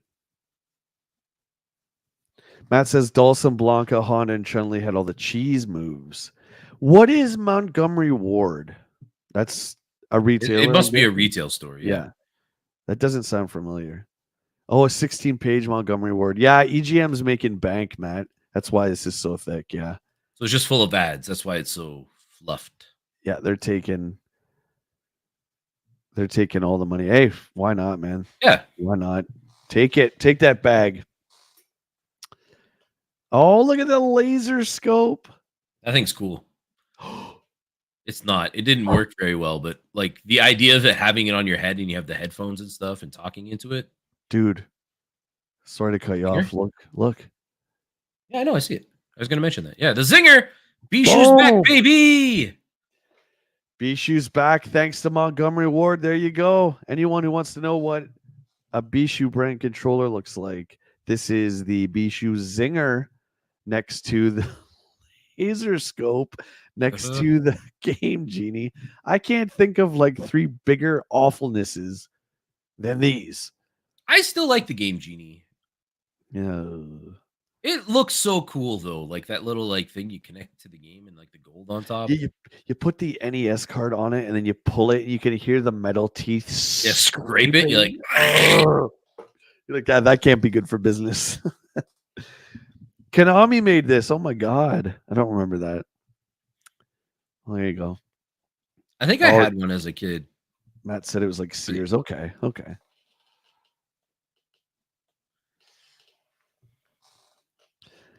We got some Game Gear stuff. The TV tuner, $119 if you want to watch your, public access TV while you're walking down the street. Don't know $10 where no for more. Zinger. Look it up online, Josh. Look up on eBay. We found a few. We could find it online easy. It's just I'd rather find one in real life. Like Yeah, we could get one off eBay, but we are going to the Toronto Video Game Con in November, and Josh was saying he'd like to come with us as well, which I think would be great. that'd be fun. But we got to find, if we're gonna find it, it's going to be there because that's going to be a ton of different booths, ton of different vendors. And someone's got to know. Maybe we'll make a special announcement over the mic. Listen, okay, we're looking for the friggin' zinger. Anyone got any zinger? It'd be like security aisle 4, security aisle 4. Ooh, that Madden 92 box is fire. That NHL box is fire. PG is fire. I love those. Yeah, you like those black box like sports titles. The cardboard box Genesis games. Yeah. I just like the way the old EA games looked. They were awesome. Quack Shot. Yeah, that's a great game. Montana 2, Lakers versus Celtics. Mario Lemieux. That's not the final cover, but still pretty cool. Look at the fight. Like, what is the... Oh, he has like googly eyes. Yeah. Bizarre. Montgomery Ward still going. Register to win a free Sega Genesis sports library of games. Woo! Let's go. Okay, arcade lovers, here we are. We'll do a couple more minutes here, and then we're gonna let Will go to get ready for his stream. So, guys, please make sure you head on over to Twitch and check out Will at 2. Let's just finish this arcade coverage. Sound good? Yeah. I'm just trying to think of how we're going to split this. Well, we might have the next issue prepped. We might just get off issues, but that's fine. Hope you guys are good with that. I don't want to skip any content. Like, who knows what we'll miss if we just go through it really quickly. And I don't want to do that because that's not what this is about. So, yeah, we're still only halfway now. Yeah. Jesus. It's a good spot. Is this? Oh, there's Thor. Yeah. Any Dragon's Lair fans out there? Josh, I know you are. Laserdisc Alley. Dragon's Lair 2, never played it. Will and I recently, when we went to Tilt, they had Space Ace there, and we both tried to play it. I didn't really understand what was happening. It was rough. We couldn't get past that first screen. I think one you got through like 3 of the prompts. I think I got through 2. Yeah, like you have to be like spot on with the timing. You can't focus on the game itself. You just have to like wait for the flashing things. It's rough. And it's quick. It's like real time. Like, yeah, it's like those like Mad Dog McCree and stuff like that. You have to be that fast. Because the guy shoots you, you're dead. It's like, that's it. Yeah, it's like it gives you like a second. Yeah. So it's really just you have to memorize the whole thing. Yeah. Pretty much. And I just think, but the thing with Dragon's Lair was it would do random board generator, right? Like it always wasn't the same sequence. But yeah, on any particular board, you'd have to memorize which way to click or whatnot. But yeah, I love, like, if I could have an arcade game, I would have Dragon's Lair for sure, just because the prestige of it. I just think it's a valuable game. It looks amazing, and it would just be great in any arcade. It looks great for sure. It frustrates me to no end, those types of games. I do think it's easier than Space Ace, but I don't know Space Ace that well. There's our buddy Thor. Cheers, Thor. What else we got here? What is this? Touchdown. That's Super High Impact by Williams and Soul. How do you say that? Solvalu by Atari. I remember High Impact. That was one of the first over-the-top kind of football games. I like those like big overextended like cockpit type arcade machines. I always thought they were really cool. Yeah. There's that Turtles 2 for Game Boy. Another great box art from Konami. Love it. Aureus by Konami. Shooter. Oh, man, I never heard of that one. I wish I could make a New Year's resolution from 1992. That would be so wicked. Oh yeah, behind the movie. Star Trek 6. All right. This is a good spot to bookmark it, I think. Again, because the issues are, we're on page 142 of 259. And Will's got to get going for his stream. So we'll get you on the big screen, Will, and you can let everyone know what's going on. Hi, friends. You can catch me over live weekly on Twitch, Wednesdays, Saturdays, and Sundays for the most part. At 2 p.m. Eastern Standard Time. We play a lot of survival crafting games, so like some Minecraft, Once Human. We're going to try this month to get some spooky stuff going in. So I'm planning to play some Silent Hill 2 remake, and maybe some 7 Days to Die. I don't know. I feel like just having like some Gorefest stuff. So anyways, twitch.tv/WillLo. Check me out over there. And I'm off live streaming for a couple of days. I'm working on my next video, not a game hunting video, but my next video, and hopefully you guys will like that. We'll be back at you again, same Halloween theme stuff. We have Parasite Eve coming next week. I do have Castlevania on there. I don't know if we're gonna do Castlevania again though, because I beat it. And you could see the Dracula fight on my channel now. So I think I'm going to go to another NES game if you guys are cool with that. But I got to say, Will, Castlevania 1 is by far the best. It's so good. I used to such think a great game. I used to think the third one was the best. The first one, the simplicity of just the design and how straightforward it is. Like I was telling P90 earlier today, the more complicated and convoluted the story got in Castlevania, the more I lost interest in it. But the first one is so pure and so straightforward that it's hard not to. That box art. It's God tier. I got to get that box. That's my number one. I have to get it. Oh, it's so good. Oh, it looks so good. It's so good. It's so good. Castlevania 2 is an RPG. Oh yeah, Matt, that's your favorite one. I got the collection. Like I got this, right? That has 2, 3. I'm not too sure though about 2. We did do 3 before. I might do 3. That collection's great. I think I got the digital version on Switch. Yeah. There's P90 was telling me there's a Game Boy collection too on the Switch too. I didn't even know. And a DS one I think they just released. Yeah. But thank you guys for the support. Thank you for the memberships on today's stream and all these super chats and memberships this past week. I really do appreciate that support, guys. We're coming at you. We'll be back on Wednesday live. But until then, make sure you guys check out Willie. Willie, I'll say goodbye to you here. Bye. And we'll see you guys next week, my friends. Take care.